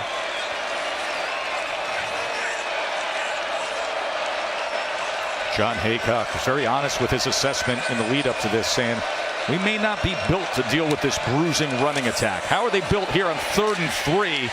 Well, as he said, the bulldozer goes ahead, and it's a first down. It's a good point, Joe, because Arizona State has faced defenses that play similar personnel groupings. Mississippi State gave up 350 rushing yards to Arizona State. Cincinnati runs a similar personnel grouping. They gave up 200. And then Kansas State runs a similar personnel group, and their defense was on the field for 36 minutes of that game. This scheme has never been able to slow down Scadaboo in this offense this year. And John Haycock says, look, this is what I've coached for 9 years. We're not going to change in the biggest game of the season, but what a challenge for them now here in the second half to be more physical and try to slow this down. Levitt on first down. to the end zone, and that was nearly intercepted. Give all the credit there to Shimon Mateer breaking that pass up, because Jeremiah Cooper had a pick in the end zone on this wheel route. He did a great job in coverage. He was all over it. He's going to high point it. And Mateer went from playing tight end to DB really quickly on this play. Whew. Cooper had 5 interceptions last year, has 2 already this year. Climbed the ladder, didn't he? Yeah, he did. So they dodged that, and now it is 2nd and 10. This after the forced fumble and recovery. Scadaboo patiently looking and just pushing bodies aside. You said patiently, Joe. That's one aspect of his game that I think is so undervalued. He lets the block set up, and this is a scheme where they're constantly pulling linemen. That time, Max Ihanachor, the right tackle, who's so athletic, he was able to get out in front. And for a big bruiser, he lets everything develop. He takes his time, and when he sees the crease, he gets north. You mentioned Ihanachor, number 58. He is a legit NFL prospect and paving the way for Scadaboo. 3rd and 3. Levitt gets it out quickly to Brown, and Brown will have the 1st and goal set up for the Sun Devils. And that's the versatility of Brown, right? We talked about not just getting handoffs out of the backfield as Rocco Beck looks on. Another long drive from Arizona State, waiting for another opportunity. But Kyson Brown, a big role he plays in this offense too, spelling Cam Scadaboo, but also making plays in a lot of different ways for Kenny Dillingham and this coaching staff.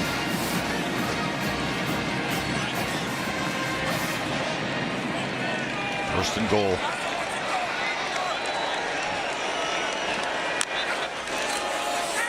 Levitt. Touchdown, Gilreath.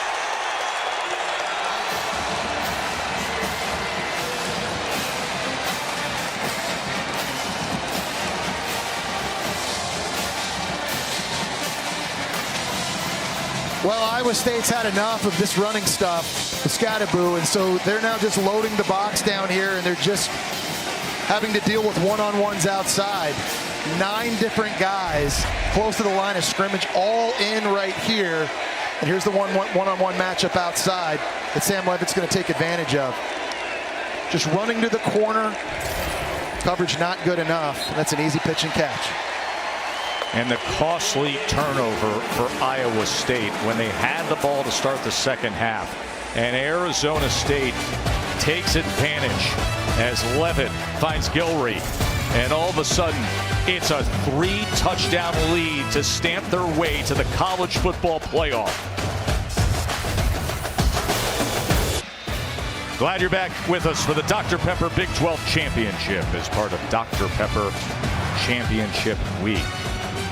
Great crowd here at AT&T Stadium. Xavier Gilreath just had the touchdown catch moments ago. A turnover that became a quick 7 for Arizona State.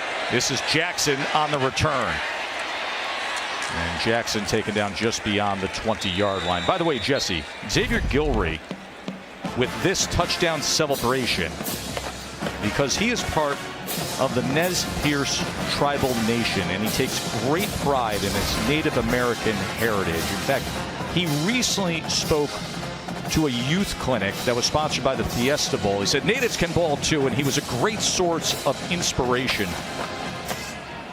Well, he's coming up big in a game where they don't have their go-to guy, Jordan Tyson, at wide receiver. Massive play by Gilreath. Not last drive. Rocco Beck and this Cyclones offense needs to find something. A little sloppy pre-snap when the flags come in.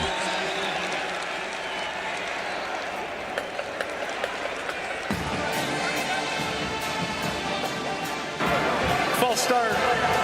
Offense, 5-yard penalty. Still first down. This is normally a team so good with penalties. Only 4 penalties a game average coming into this one. 4th best in the country. And I think if you're Matt Campbell, all of a sudden the sense of urgency does have to go up now after fumbling on the last drive and Arizona State scoring a touchdown. Now, from a tempo standpoint, you've got to start thinking about going faster to get back in this thing.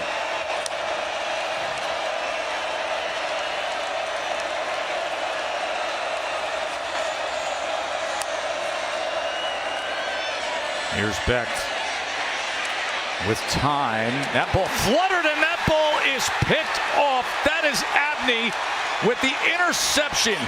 Keith Abney. That ball may have been deflected as it fluttered, so now a forced fumble and recovery and an interception on back-to-back drives. Yeah, it looked like Rocco Becht in the pocket that time, Joe, sort of sidearmed it, and I think it hit his own right tackle, Tyler Miller. Miller's 6'9", C66 right here, watch this. He sidearmed it when he had a clear lane to throw into. It went off his helmet, got deflected, and Abney able to make the pick. So the ricochet off of the right tackle's helmet and then into the hands of Abney. I just don't know if he had to throw from that arm slot on that play in a wide open lane right in front of him to deliver the football normally. And this is just a brutal start to the second half for Iowa State. And they got the ball to start the second half. You're looking to piece something together, and it's back-to-back turnovers. The fumble lost, and now the interception.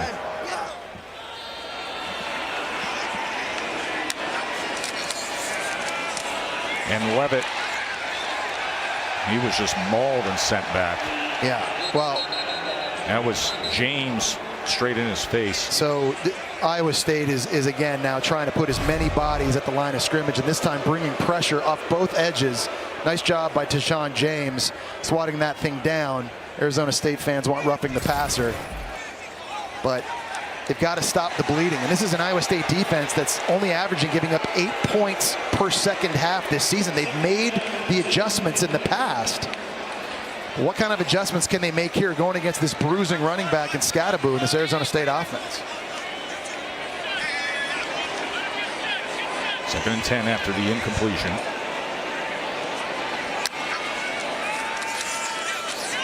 Levitt gets it out quickly and wrapped up immediately that time with Stovall. That was Jeremiah Cooper there defensively. Well, we talked about Scatterbo and pass protection and what he's able to do, and we showed you a highlight at the start of the year. You know, you just got to get it done. It's not only always about pancaking people. Sometimes you get pancaked yourself. But he gets it done, and he gives Sam Levitt an opportunity to get through that. Kind of like a scorpion suplex, kind of there. Could be. That's WWE in your world. Sponsors of this game. Why we saw Triple H earlier today. Scatterbo all the way to the top of your screen on 3rd and 5. Split out wide is the star running back. Levitt lofting it to the end zone. What a catch! Gilroy again. And now even more reason for him to celebrate, as he does right there, taking great pride in his Native American heritage. Phenomenal job that time by Sam Levitt. Understanding in an empty set, they're blitzing 6. I've only got 5 guys to block, so this ball has to come out quickly. Where's my best matchup? And the guy he just hit on a slot fade for a touchdown. The previous drive wins one-on-one that time against Miles Purchase. Back shoulder, unbelievable catch. The catch radius from Guillory, just sensational. Sure, you could hear the roar from the Nez Perce Reservation in Idaho. 38-10. How about this effort from Xavier Guillory?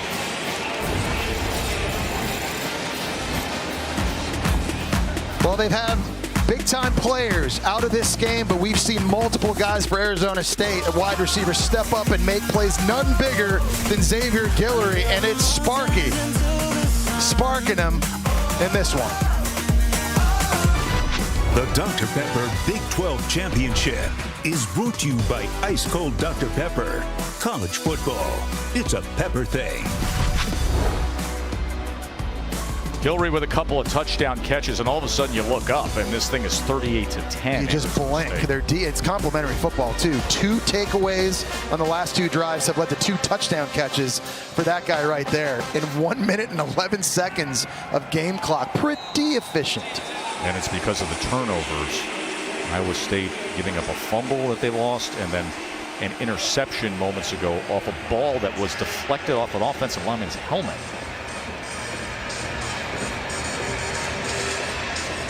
When you start to think about the college football playoff projected bracket, AT&T keeping you connected with our bracket insights. You can sign up at ESPN.com for the first ever CFP bracket challenge. This is, people will make the argument, okay, so we get a Big 12 champion here, likely Arizona State if this holds, and Boise State Mountain West champion as of last night. So you start comparing resumes. Yeah, and who would get that first round bye? Boise State, I think, in position to get that right now, considering losing the way they did at #1 Oregon in the last play field goal. Of course, they also have Ashton Genty, and they play defense. Maddox Matson's been really great at quarterback as well. But I think Arizona State here, this is a pretty impressive statement they're making in their biggest game of the year. As Hansen takes it ahead, and he'll go for 9 yards. At AT&T Bracket Insight, you can sign up now at ESPN.com for the first ever CFP Bracket Challenge. Of course, things could be even more tricky when you start sizing up the college football playoff. If Clemson is to upset SMU in the ACC championship tonight on ABC, because then you would have a 3-loss conference ACC champion, Clemson.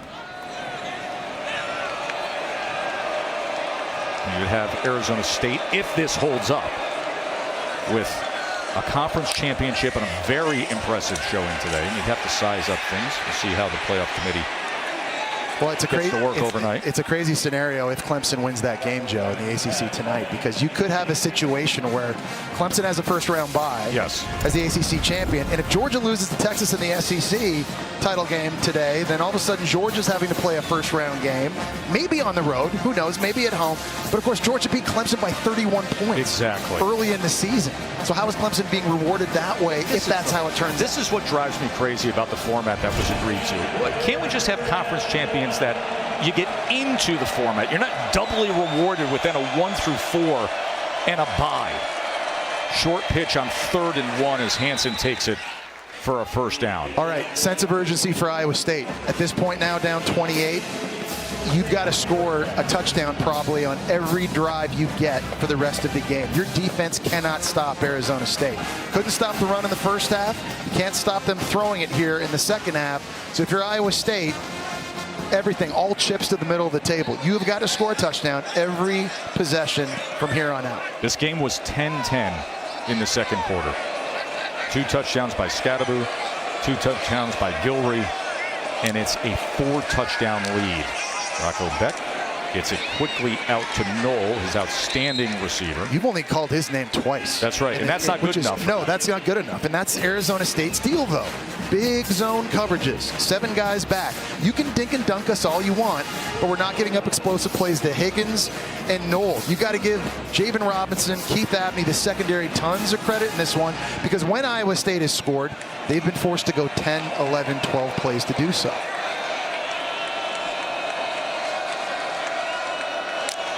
Second and 2 for Beck.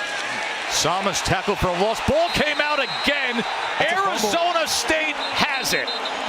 2 fumble recoveries now and an interception in this third quarter alone. It was Shamari Simmons who got there first. Clayton Smith was next. And 2 fumbles for Sama here in the second half, and Matt Campbell, he can't believe it. They had only 3 fumbles all season long lost coming into this one. And there's last year's team MVP, Shamari Simmons, getting in quickly in the Colorado transfer. Clayton Smith gets there second. Ball on the ground, and Arizona State's defense, so good. 3 straight takeaways now on 3 possessions here in the second half. It was Watley, 95, that jumped on it. So Watley gets the recovery. Justin Watley, a transfer from Cincinnati. And Scadaboo and the Sun Devils get back to work on offense. So I want to give Arizona State offensive coordinator Marcus Arroyo a lot of credit for just how creative he's been in this game and in the season. Because essentially all year, 2 guys touched the ball in this offense. Scadaboo and Jordan Tyson. They combined for 59% of the yards in this offense. It's the most of any duo in college football. So it's hard to be unpredictable when everybody in the building knows who's getting the ball, and still they're able to be explosive and score, and they've been able to do that in this game without one of those 2 players in Jordan Tyson. And still, Joe, they're averaging 10 yards a play. Remarkable. Great job to adapt as a play caller by Arroyo as he gets it to Stovall. You got to give them credit. I mean, they came in knowing that other guys were going to have to step up in the passing game, and that's exactly what we've seen. Guillory, 2 touchdown catches his last two drives. Melquan Stovall had the big catch on 4th and 1 earlier in the game. Malik McClain, the transfer from Penn State, had a big catch as well. It really has been by committee. Trying to take over from the production that guy had. Joe, that guy's a difference maker. Jordan Tyson just watching his offense roll without him, and he has been exceptional this season. Over 1,100 yards and 10 touchdown receptions, but they're picking up the pieces. 3rd down and 5. Levitt swings it to Scadaboo. Scadaboo breaks defenders. Here he goes again. Another touchdown for the big bruiser. No block, no rock. That's what wide receiver coach Hines Ward tells his players. Look at the job these receivers and tight ends do out here on the perimeter. There's Stovall getting a big block there. Try hard play. Mateer gets a big block, and they just pave a way for Scadaboo on the swing pass. This group of receivers not afraid to put their face in the fan. Guillory got a great block out there as well. And these turnovers, 21 points off the 3 turnovers in this 3rd quarter. Scadaboo has 2 rushing touchdowns, this receiving touchdowns, and over 200 yards of total offense. It is all sparking.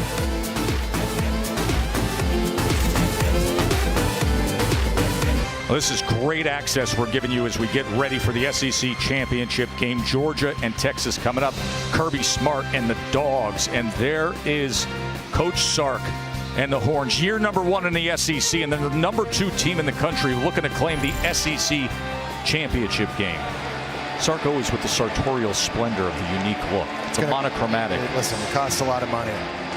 He's going with the burnt orange on top of the solid black shirt. Feeling the tunes too there. You see that? Oh, absolutely. He always himself a little bit. Yeah. Hey, let's go to the studio and check in with Kev. It's time now for All-State check-in. MAC championship book here, and Ohio's Parker Navarro is having himself a day. I love Kev. They're changing the launch point in the pocket, rolling them out to the right, and what an athletic throw on the run by Navarro. Finds Coleman Owen. Navarro 4 total touchdowns, 2 in the air, 2 in the ground. Ohio up 31-3 against Miami of Ohio. End of the 3rd. Back to you.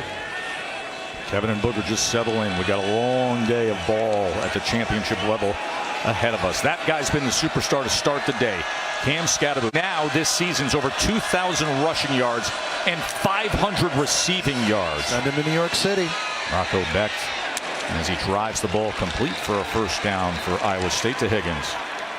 Well, turnovers, that's been the story here in the 2nd half for this Arizona State defense. They've done an outstanding job creating a fumble here. It's Javen Robinson early, and then self-inflicted wound on a deflected pass off of an offensive lineman. Keith Abney turns up with that, and then is Justin Watley able to pounce on this last one, and they've taken the 3 turnovers and turned them into 3 touchdowns.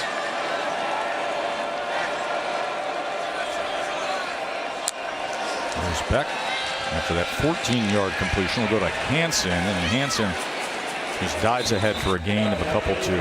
Rocco Becht, the son of Anthony Beck, former longtime NFL tight end, 1st-round draft pick, current head coach in the UFL, and a former colleague of ours for And I was going to say, years. all-time great guy. He really is. One of the all-time great dudes, and obviously a phenomenal athlete. No surprise to see Rocco Becht having the success he's had this year. And they need him right now. We talked about how good he's been late in games for Iowa State. Boy, he's got to turn it on and start letting it loose. Second and 5 for Rocco. Going to check down. That's a struggle for Hansen to get going anywhere as he was tackled immediately by McCullough. You're seeing Arizona State right now defensively just fly around all over the place and playing with more confidence, playing more free. I think these last couple takeaways for them now, their last 5 drives, they have absolutely stoned Iowa State's offense. This is probably as good as Arizona State's defense has looked to me all season long.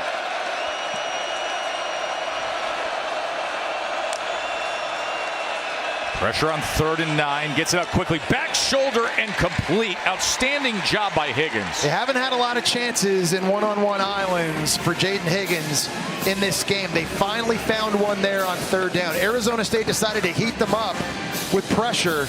And Rocco Becht found the matchup. He found his 6'4" receiver, and that time finally able to beat Javen Robinson outside. 18-yard completion there. Hansen on the ground, upended right near the line of scrimmage.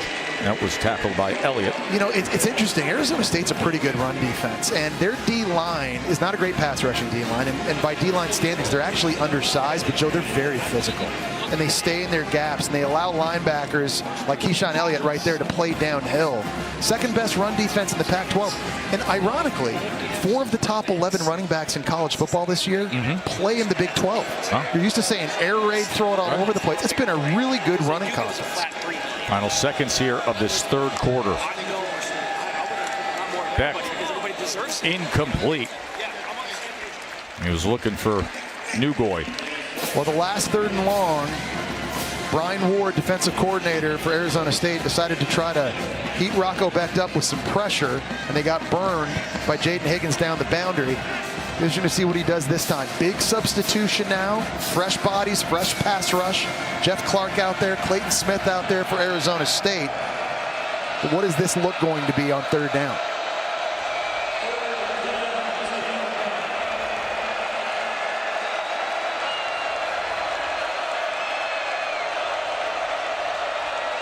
Third down and 10 to close out the 3rd quarter.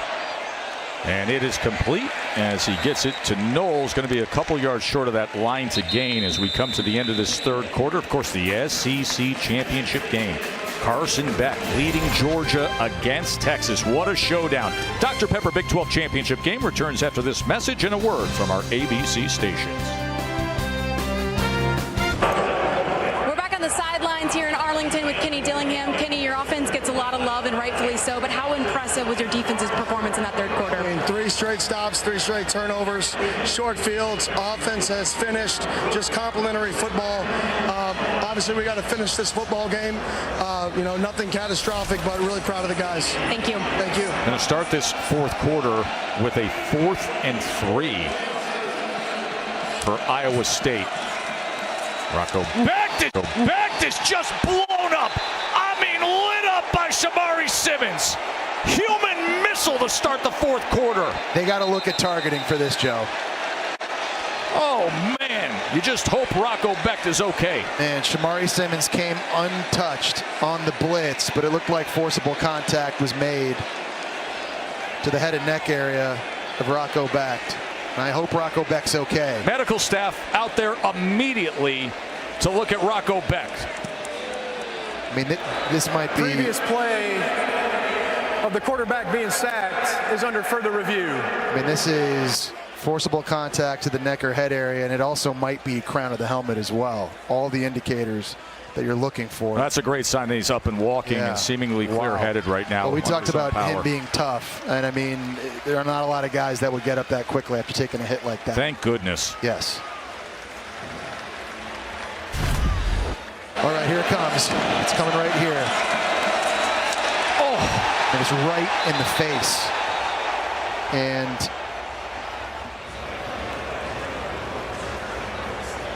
it's maybe not crown of the helmet, but it's definitely forcible contact right into the face of Rocco Becht, and this should be targeted. Matt Austin, our rules expert, chime in here. Yeah, I could not agree more with Jesse. This is definitely a hit that needs to be out of the game. He's a defenseless player, so you can't hit him in the head and neck area, which he definitely does. You're right, it's not targeting. It is a hit that's high, though. He does lower his head. After review, there is a foul for targeting by number 7 of the defense. 15-yard penalty, automatic first down for Iowa State, and number 7 has been disqualified for the remainder of the game. And Matt, correct me if I'm wrong here. I mean, that means he's not playing in the first half of the college football playoff game if this score holds. Yes, that is exactly correct. And that would be a big loss, too, guys, because this is a leader in the back end. Kenny Dillingham doesn't agree with it, but that is a big loss, whoever they have to play in the playoff, in whichever round of the playoff, to not have number 7 in the back end. That's not good. Watch this live and just listen to this. The fact that Rocco Beck got up as quickly as he did, and Joe, the fact that Rocco Beck somehow didn't fumble that ball, I have no idea how that happened. Amazing. We're just so happy to see him up on his feet walking around as Connor Moberly, the true freshman from Altoona, comes into the game after the targeting penalty.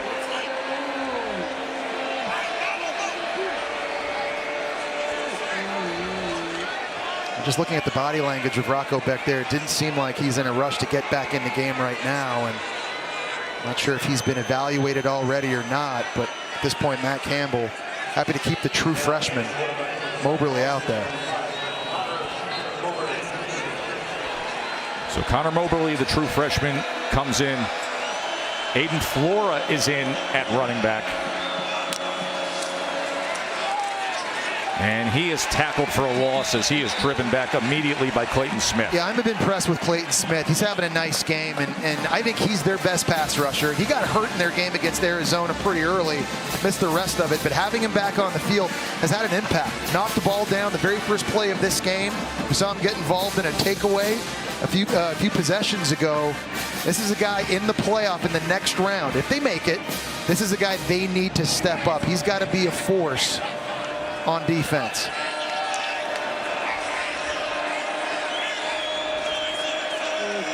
Connor Moberly in at quarterback, the true freshman. Rocco Beck out after that brutal targeting. As Connor goes ahead for a couple yards, it'll be third down and about 10. Moberly was not highly recruited. Northern Iowa, the only school to offer him a scholarship, so obviously had a lot of success in high school. Back-to-back state championships in Iowa. 6'4". He has certain things you can't coach. We were down on the field pregame watching him throw it around, and he can spin it. But he's been put in a pretty precarious situation here. Down 35 points in the fourth quarter against an Arizona State defense playing with a lot of confidence.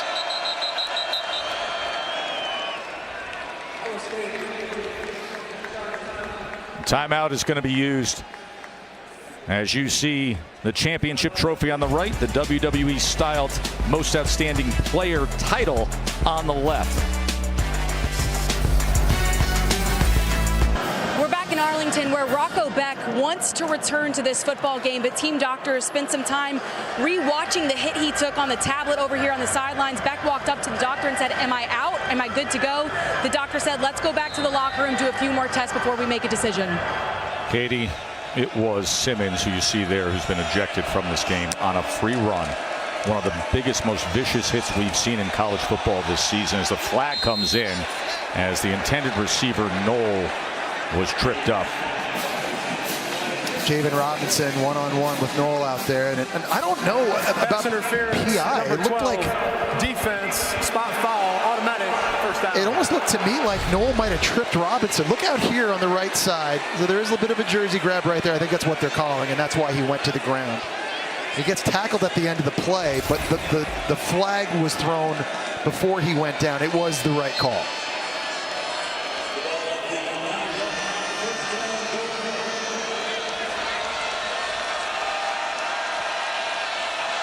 Moberly in the game, the true freshman quarterback. Born and raised in Iowa, back-to-back state high school championships. Jackson can't find any room whatsoever as he's tackled by Fight. Fight is so good at the point of attack. On this last play, he just did a great job up front, one-on-one with Jared Hufford, and just beat him. He was able to get both hands engaged right here and watch him extend the arms, find the football in a two-gap, and he's able to make the tackle. You simply cannot do it any better than that.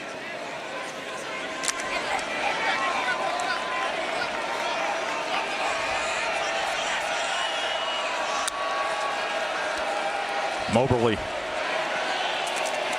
He's going to tuck and run. That's actually what he does best, is use the wheels. It'll be 3rd and goal. Of course, if you're Taylor Mauser right now at offensive coordinator, you're thinking to yourself, okay, what does my true freshman feel good about in my play calls and the packages and the different schemes and the personnel group? It's going to be a lot different than Rocco Beck. And coordinators and play callers talk to their quarterbacks throughout the week when the game plan comes out and say, okay, if you're in the game, in these situations, down tight in the red zone, what pass concepts do you like the best? And that's what he's having to dial up right now. Here he is on 3rd and goal.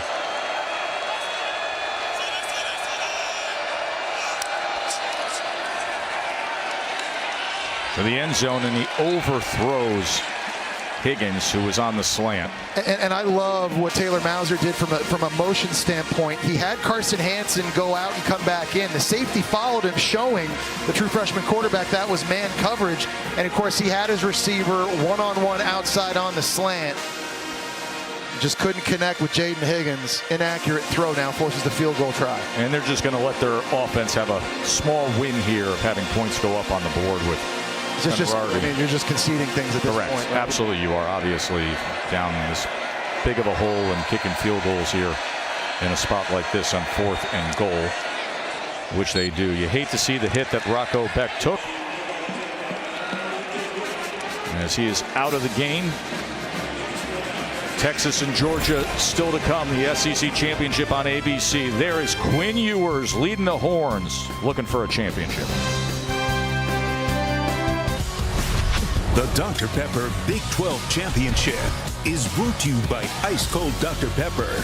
College football, it's a pepper thing. Winning, you're into the college football playoff, and Arizona State is in position to do just that here in the Dr. Pepper Big 12 Championship game. Taco Bell Live Más Student Section, all season long student sections across the country competing via the Taco Bell Live Más Student Section of the year. You can download the Taco Bell app to learn more. You know, those Arizona State students here are going to be enjoying the night ahead, and the ones back in Tempe are probably at the Devil's Advocate already enjoying their I think so, afternoon. Yeah. I've heard about that place from our very own Matt Berry, who's back in studio right now. You know, he's just loving this right here. Was he a bartender there? I don't know if he was there, but he was a very good bartender. You're talking about a Hall of Famer from the Cronkite School of Journalism at Arizona State. Could pour you a pretty good old-fashioned. Here's the squibber to try to just get into that hollow zone between the onside hands team. Katie? Yeah, Tess, Rocco Beck has returned to Iowa State's sideline. He checked in with the doctor one last time, as well as Matt Campbell. He said, I'm good to go. I can return. They handed him his helmet back. And this is a guy, guys, that Matt Campbell told us. His toughness, both physical and mental, has rallied this team all season long. I think it says a lot about him as a player and as a teammate that he wants to finish this game, given the score, with his guys. Katie, he's done it before. You think about the year early when he had the flu, didn't get any sleep. He's puking before the game, puking during the game, and still playing.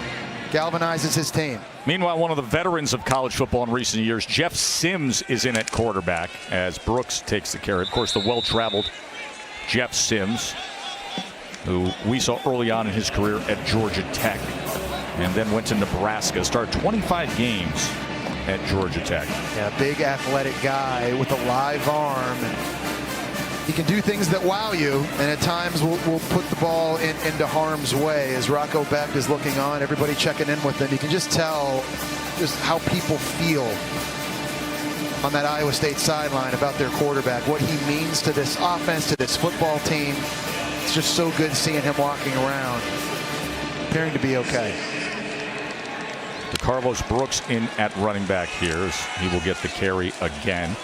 Listen, you're going to see it all night long, and thank goodness Rocco Beck is back out with his teammates, walking around, having conversations, but this is what happened earlier in this second half, Jesse. Yeah, this is Shamari Simmons coming through on a blitz, untouched, and targeting on Beck. I don't know how Beck held onto this football and didn't fumble, but the forcible contact to the head or neck area of a defenseless opponent cost Simmons the rest of this game, and now the first half of their college football playoff game, whoever that's against. And that's a big loss for Arizona State's defense. Listen, we can make the assumption when you look at how things play out that Arizona State likely would be the 12. You don't know. Let's see what happens with Clemson tonight against SMU. Of course, Boise doing the job. Flag is in as they run it straight up the middle. But the system of the college football playoff, where the top 4 conference champions get seeded 1 through 4 and get the bye, that is the focus now.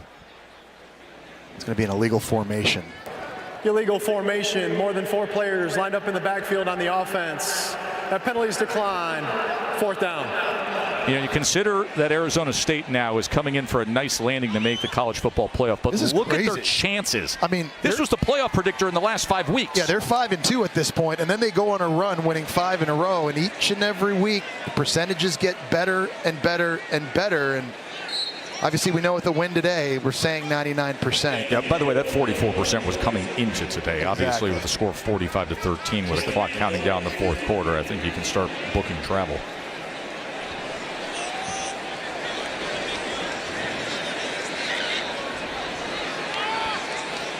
Kenyon Floyd on to punt. True freshman who grew up right nearby campus.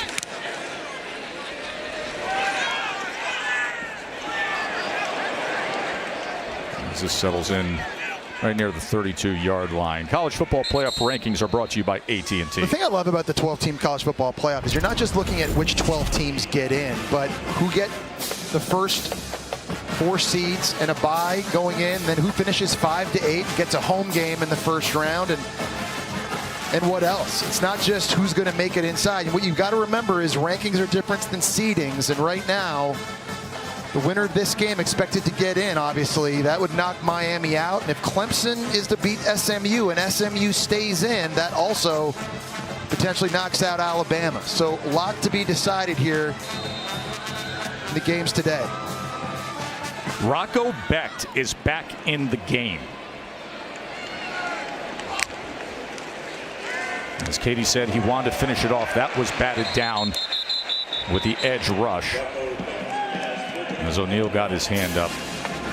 Rocco Becht, who has now thrown a touchdown pass in 17 straight games. It's an Iowa State record, but took the brutal hit just minutes ago, was evaluated by the medical staff, and has returned to action. Well, I got to tell you, I think Iowa State fans should be really excited about what's coming next season. There's only 14 players on this roster in their final year of eligibility that can come back next year. They're going to be loaded, and Rocco Becht obviously a huge part of that. Jalen Jackson will take it ahead as he's tackled by O'Neal. Think about this team reaching the Big 12 championship game, and it appears that they're going to come up short here in this one, but no doubt. The job Matt Campbell has done building this program, resetting the expectation, and finding a difference maker in Rocco Becht, a quarterback. Obviously, they found one in Brock Purdy. We saw what happened there in Ames. But I think Rocco Becht, I really do believe the sky's the limit for this guy here at Iowa State as well. They cite his toughness all the time, galvanizing the locker room. Well, how about being this tough to come back into the game as he runs it ahead and doesn't slide? He goes face first for the first down. And just the awareness, too, of knowing where the first down marker is and where he has to get to. And you'd think after taking a big shot like that, you're going down. You're sliding at this point, but Montana Warren's bearing down on him in the second level, and he's taking the hit and keeping the chains moving. Incomplete as he was looking for Carson Brown. Okay, can we talk about Kenny Dillingham for a second? Should he not just be Coach of the Year? Yes, After absolutely. this game today and winning, when you consider back-to-back 3-9 seasons Arizona State has. 34 years old. He comes in after all the NCAA sanctions, after the investigation. And you lose Jaden Rashada, a prized recruit, and he crushes the transfer portal. Sam Levitt comes in as a redshirt freshman. He's been great. The fact that they're in this game, headed to the college football playoff in their first year in the Big 12. Becht takes a shot downfield, incomplete. He was looking for Eskelson. But Kenny Dillingham, 34-year-old head coach of Arizona State, 8.5 minutes away from the college football playoff. Yeah, and he's got to be the guy. I mean, if anybody had come up to you and I, Joe, at the start of the year and said, hey, guys, guess what? Want to know who's going to make the first 12-team college football playoff? Arizona State. No way. Laughed in their face. Just no way. Based on what this program has had to go through in recent years. Kenny Dillingham, a guy who went to ASU, who wanted to be a coach, a tremendous story during his time in college, Joe. Well, he dedicated himself to the coaching craft while he was a college student. 3rd down and 10 now for Becht as he gets it complete, but Noel's going to be short of that line to gain. While he was a student at Arizona State, he was coaching freshman high school football linebackers at his alma mater, then helping with the JV team, then helping with the varsity team, then swapping tape. He was working as a high school freshman coach. His boys are out like enjoying Arizona State, as they should. And he's on Wednesday nights going to the freshman game at high school. It's just remarkable. And he finally breaks through at ASU as an offensive assistant for Mike Norvell, follows him around to Memphis and Florida State. Now here he is leading his alma mater into the college football playoff. Here's 4th down and 3 for Iowa State, as Rocco Beck is going to go for more than 3 and get it on the back shoulder to Higgins. So this is nice to see Rocco Beck doing that. But Kenny Dillingham also at 34 years old being aware enough to be able to delegate to veterans like Brian Ward as defensive coordinator, Marcus Arroyo, who had been a head coach at UNLV. And he got those guys 3-year extensions too, and offensive and defensive coordinators here recently, which is big for the continuity of this program now moving forward, because they've got a lot of good players coming back next year as well. After the 4th down conversion, a touchdown catch to Jalen Knoll goes Rocco Beck, and good for Rocco Beck, taking that big of a hit and showing leadership and guts and toughness, coming back into the game and striking. And he's just slinging it too. I mean, he's out there taking shots downfield, and we've seen some really nice, accurate throws. That scramble, where instead of sliding, he went and got the first down. The toughness is just something you cannot measure. Looks like they're going to stay on the field. Rocco Beck's got to go get his helmet, Joe. He's got to get back out there again. Great job by Knoll here in the slot fade, winning one-on-one.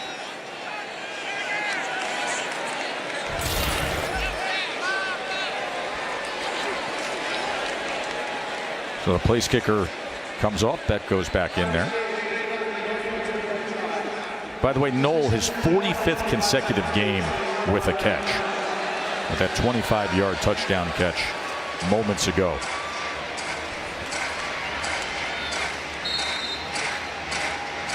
Dos Equis go for Dos.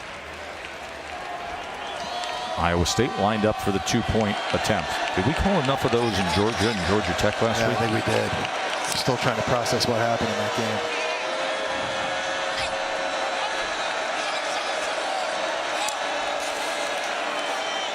Two-point conversion to the end zone. That is denied as he was looking for Burkle. So Rocco Beck took the massive hit to the head, comes back into the game, throws the touchdown pass, then goes over his teammates, and they start hitting him on the head, saying, "Attaboy, attaboy, how about we don't hit me in the head?" Dude, stop. Have you been watching the game? This season, All-State will celebrate every field goal and extra point made by participating universities by making a donation to the university's General Scholarship Fund. We thank All-State for that. Joe, Jesse, and Katie with you here at AT&T Stadium, where they try to, again, just get it over that initial hands line.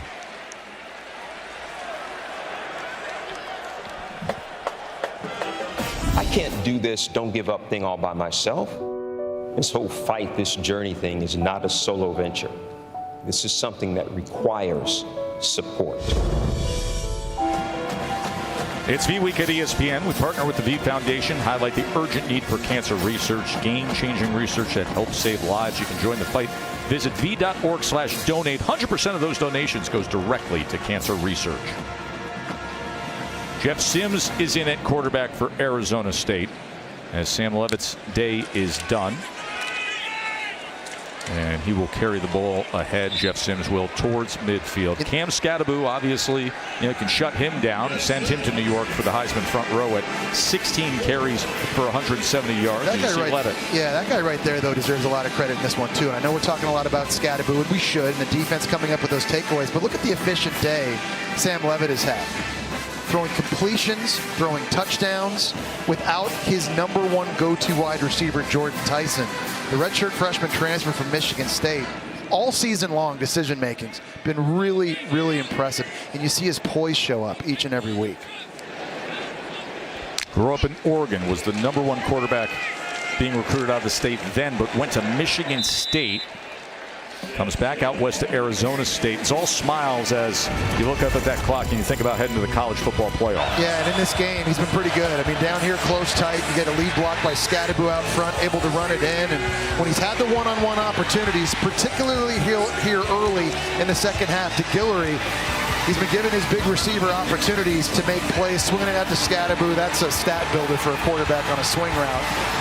Letting the big fella do the rest, but Kenny Dillingham, he thinks that Sam Leavitt is a guy that's going to play on Sundays, who's going to have that opportunity. And obviously Kenny Dillingham's been around a lot of good collegiate quarterbacks, and Bo Nix, Jordan Travis at Florida State. He's got another really good one in Leavitt. There's Brooks, and Brooks with a good run for a first down. And he's good at handling pressure, right? He's third in the Big 12 this year in completion percentage against the blitz, and he's only obviously a redshirt freshman. And he's only thrown 5 interceptions all year long, which as a freshman is really impressive because you want to stat it up, you want to throw touchdowns, you want to prove to your teammates and the fans that you're a big part of this offense, but he never lets the moment get too big. He's always able to play within himself. And the fact that a redshirt freshman is leading this team into the college football playoff obviously helps when you have what we think should be a Heisman finalist playing running back. But Sam Leavitt, the leadership he's shown this year has also been remarkable. Sims again on the quarterback run on first down as he gets to the edge and has another first down. Tomorrow it is the College Football Playoff Selection Show presented by AT&T. Reese and the crew, they will reveal the final rankings, put together that bracket for the first ever 12-team playoff. It's noon Eastern on ESPN. I've said it all year long. Listen, I am thrilled that we have a 12-team playoff. A lot to be decided in Atlanta. Quinn Ewers and the Longhorns against Georgia. That is the heavyweight clash of the day. The SEC Championship coming up next on ABC. But Jesse, just to finish the point about the college football playoff, I'm thrilled we got a 12-team playoff. We had the most relevant football in the month of November that we have had in years. But I think already you're seeing some of the flaws with the system. First and foremost for me is, yes, I understand 5 highest ranked conference champs in. But why double reward them of giving the top 4 the first round buys? Make it like college basketball. You win a conference championship, you're an automatic qualifier, you're in, but then let's see this thing properly. Yeah, not all conferences are created equal, essentially, is what you're saying. And wins and losses mean different things in different conferences based on strength of record. And, you know, it's not to say that there's not going to be some more tweaks after this year to the playoff format, Joe, and that remains to be determined. I've personally just loved how important the games have been late in the season this year. Love it. The other thing I love, Joe, as fans, we're going to see the best players in college football keep playing games. We're in an era now in recent years where if you're not playing for a national championship, you're opting out. If you're a guy trying to protect your draft stock, but imagine a guy like Scadaboo, Ashton Genty at Boise State. These are guys that if they wanted to could skip the next game, but now because they're still in the national championship hunt, as fans, we get to see these guys keep playing in the biggest games, and that's where I think we get the biggest one. I completely agree. Game after game down the stretch of this season, we have had meaningful football with an impact on what will be the first ever 12-team college football playoff, and still so much drama and results that could impact things, especially with what we get tonight in the ACC championship. If Clemson wins the ACC with 3 losses, could close out that bottom end of the field where, you know, you're sitting there with a team like Alabama hoping to hang on to the cliff's edge. And that's what's made this game, to me and you, I think, so much fun, and Katie as well, is that in the SEC title game and in the Big Ten title game, and maybe even in the ACC title game, if Clemson wins, both teams in all those title games, the Power 4 conferences likely get in. This was one where it was truly like a playoff game. Oh, this was a playoff. It's like you win, you're in, you lose, you're out. Absolutely. This is 4th down and 12.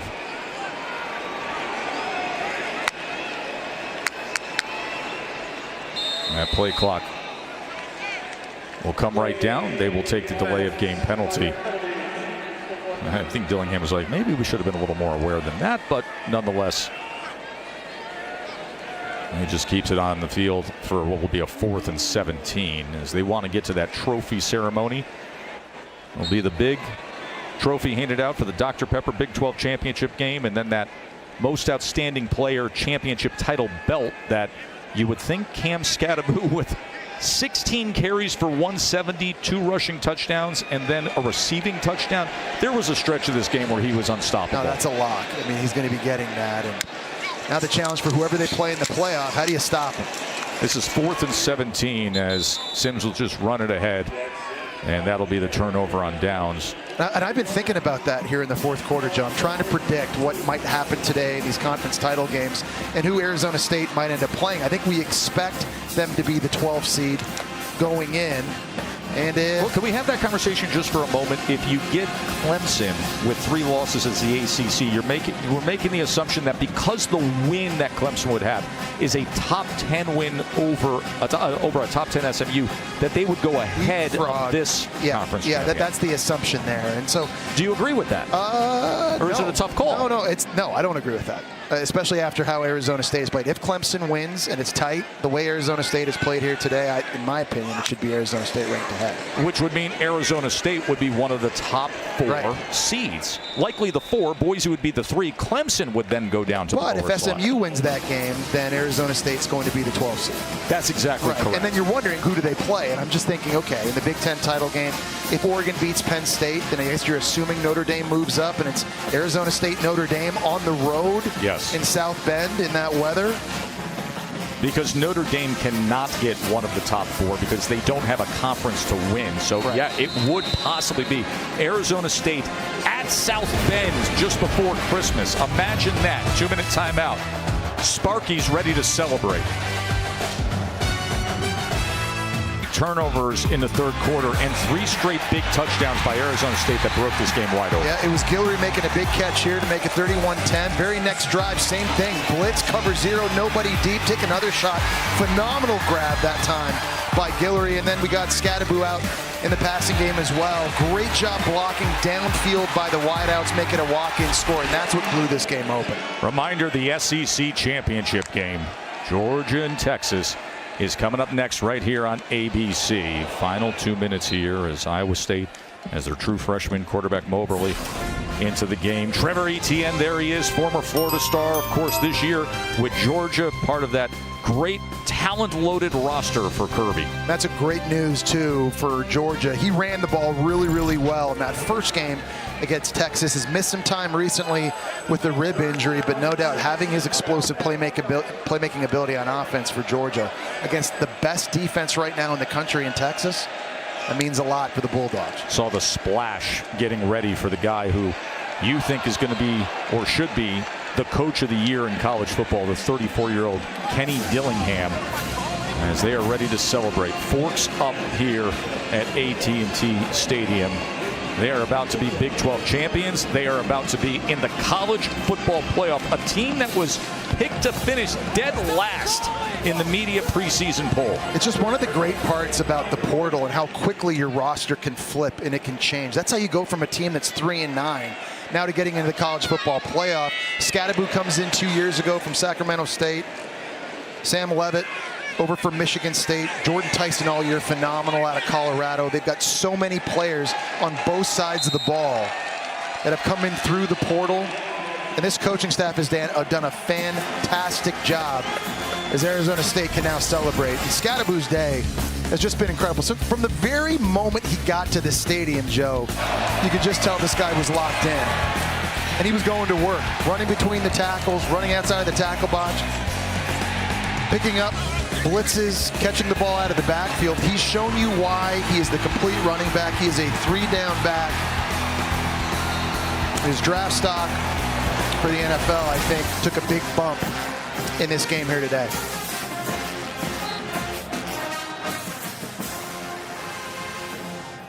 Victory formation. You consider Cam Scadaboo, who played at Sacramento State, FCS football. They were playing a game against Idaho State. Charlie Ragle was the head coach at Idaho State.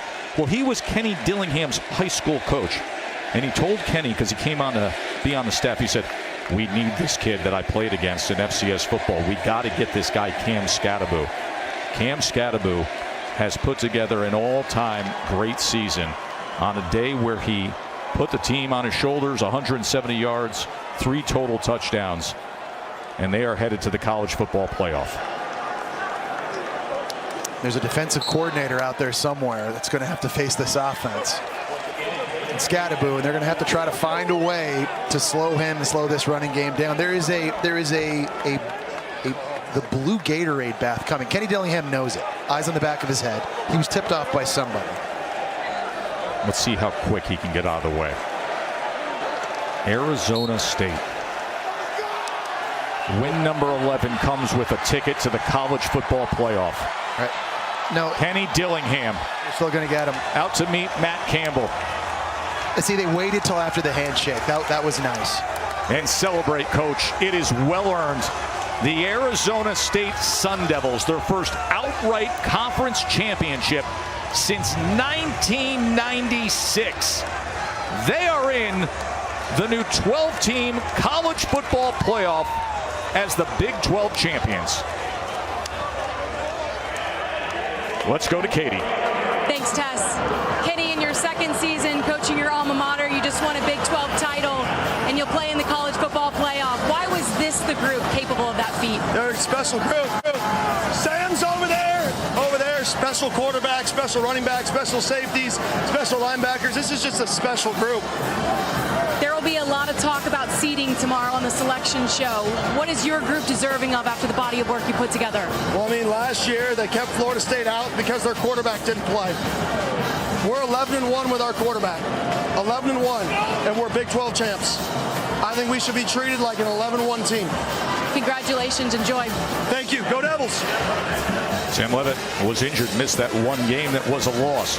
So there's a champion here, but we got the heavyweight clash to determine a champion in the SEC. Georgia and Texas set to come. Nick Saban, Desmond, and Reese Davis are in Atlanta. Reese, take it away.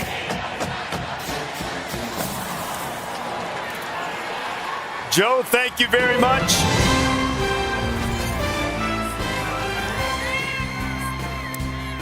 Joe, thank you very much. Mercedes-Benz Stadium, we just saw a newcomer win the championship in the Big 12, Arizona State, the first one to do it in a power conference since Virginia Tech in 2004, and now Texas and Quinn Ewers will try to make it back-to-back.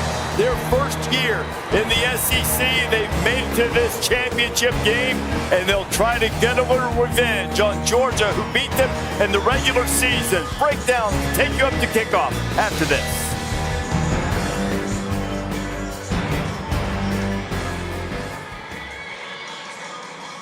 David, Desmond Howard with you. Texas, the higher seed, they have chosen to don the road whites, one of the classic uniforms in college football. And Georgia, in under 42 minutes, will try to make it 2 for 2 against Quinn Ewers and the Horns. So as you look at this, Nick, in this environment, I mean, both of these teams play in front of bigger crowds regularly. You've had so much experience here, I think 11-1 in SEC championship games. What is the environment like in here? Well, this is a fantastic environment. In fact, every time we played here, and a lot of times we played Georgia, sometimes Florida, but when you came out and you heard the war, it was a little bit intimidating, but we got over it quick. So, but this is a great competitive venue. It's going to be a great game today with two great teams. When you look at Desmond, or a rematch like this, and Georgia really had its way in Austin, especially with their defensive front, what could change today for Texas? I think the first thing that's going to change is their attitude. I think they didn't have the same attitude or energy that Georgia presented the first time these two teams met.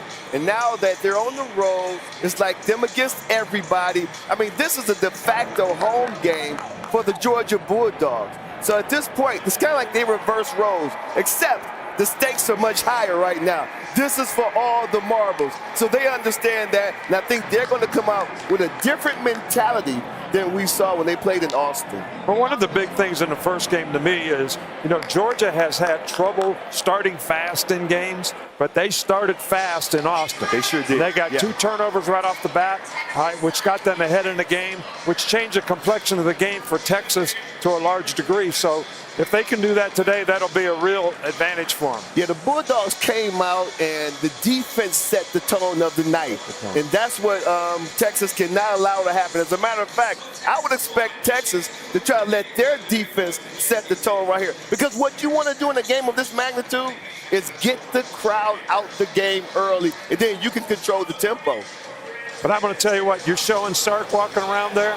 When Sark can stay ahead of the sticks, and the sticks are in his favor, and Georgia's defense can't create negative plays, he is a great play caller in keeping the defense off balance. So that'll be a real key to the game, too. That guy right there, 11, that you just saw, Jalen Walker, was the primary guy who kept Sark behind the sticks. Of course, both Kirby Smart, Steve Sarkisian were coordinators for you, though not at the same time on your staff. And Sark, we had both those guys on College Game Day this morning, and they both talked about balancing making adjustments versus just executing better, which is what they both hope to do. Carson Beck, he had some turnovers in this game too. In the first meeting, we're going to talk much more about that. Some of the things that need to happen differently for Texas this time around, and now Georgia needs to take care of the ball. More on the SEC coming, but now back to Joe Tessitore at the Big 12.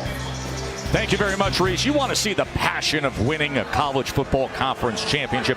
Look at Sam Leavitt, the quarterback from Arizona State, who had 4 total touchdowns today, winning the Dr. Pepper Big 12 championship game and stamping their ticket to the college football playoff. Let's go to the trophy ceremony down on the field.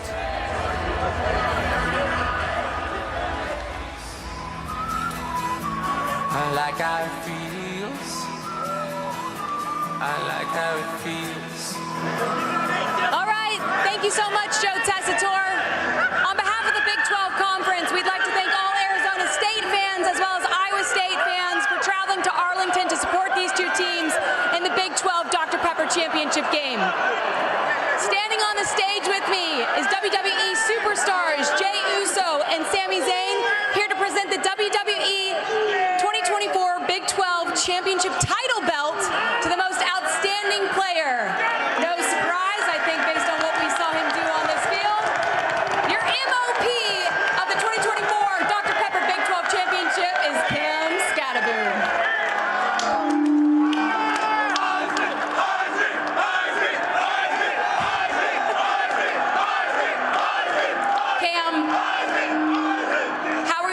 The tone for your team in this title game today? I was born for this. I mean, these guys, I give my heart to these guys, man. Everybody on the field all night played their hardest. And we had 3 straight turnovers from the defense, and I can't explain enough about how those guys work and what they've done for us as an offense. And, I mean, we just turned it around, and I don't even know what to say. 3-9 a year ago. You're 11-2 now, getting ready to play in a college football playoff. How much pride does that give you? It's awesome because, you know, we thousands of gassers, you know, through the summer. All summer we worked our tails off to become better, and I mean it pays off. And look how happy these guys are, man. This is why I do it right here, to put smiles on these guys' faces. Congratulations. On behalf of the Big 12, I'd like to welcome Brett Yormark, Commissioner, to present the 2024 Dr. Pepper Big 12 Championship Trophy. Okay, I got a couple of things to say today. First, I got to congratulate Iowa State, Coach Campbell, for a great season. Okay, they were resilient all season long. However, the last 6 weeks, there's not been a better team in college football than ASU.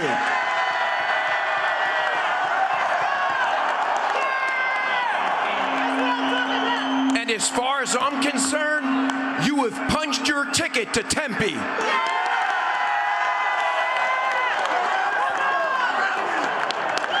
Now, with that being said, it's an honor and a privilege to present Coach Dillingham with the Dr. Pepper Big 12 Football Championship Trophy.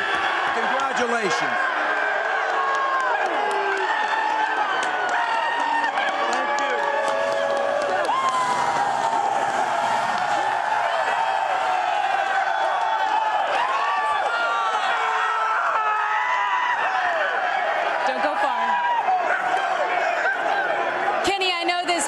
So much joy, especially doing something like this at your alma mater.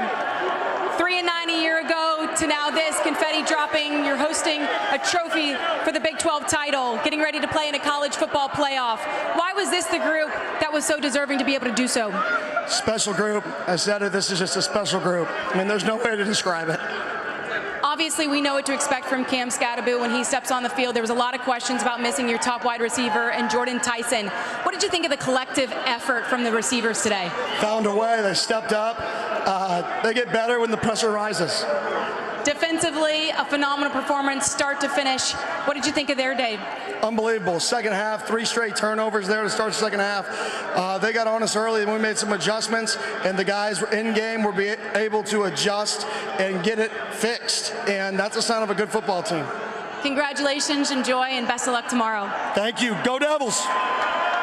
We'll send it to Reese Davis. So long from Dallas. Congratulations to Arizona State.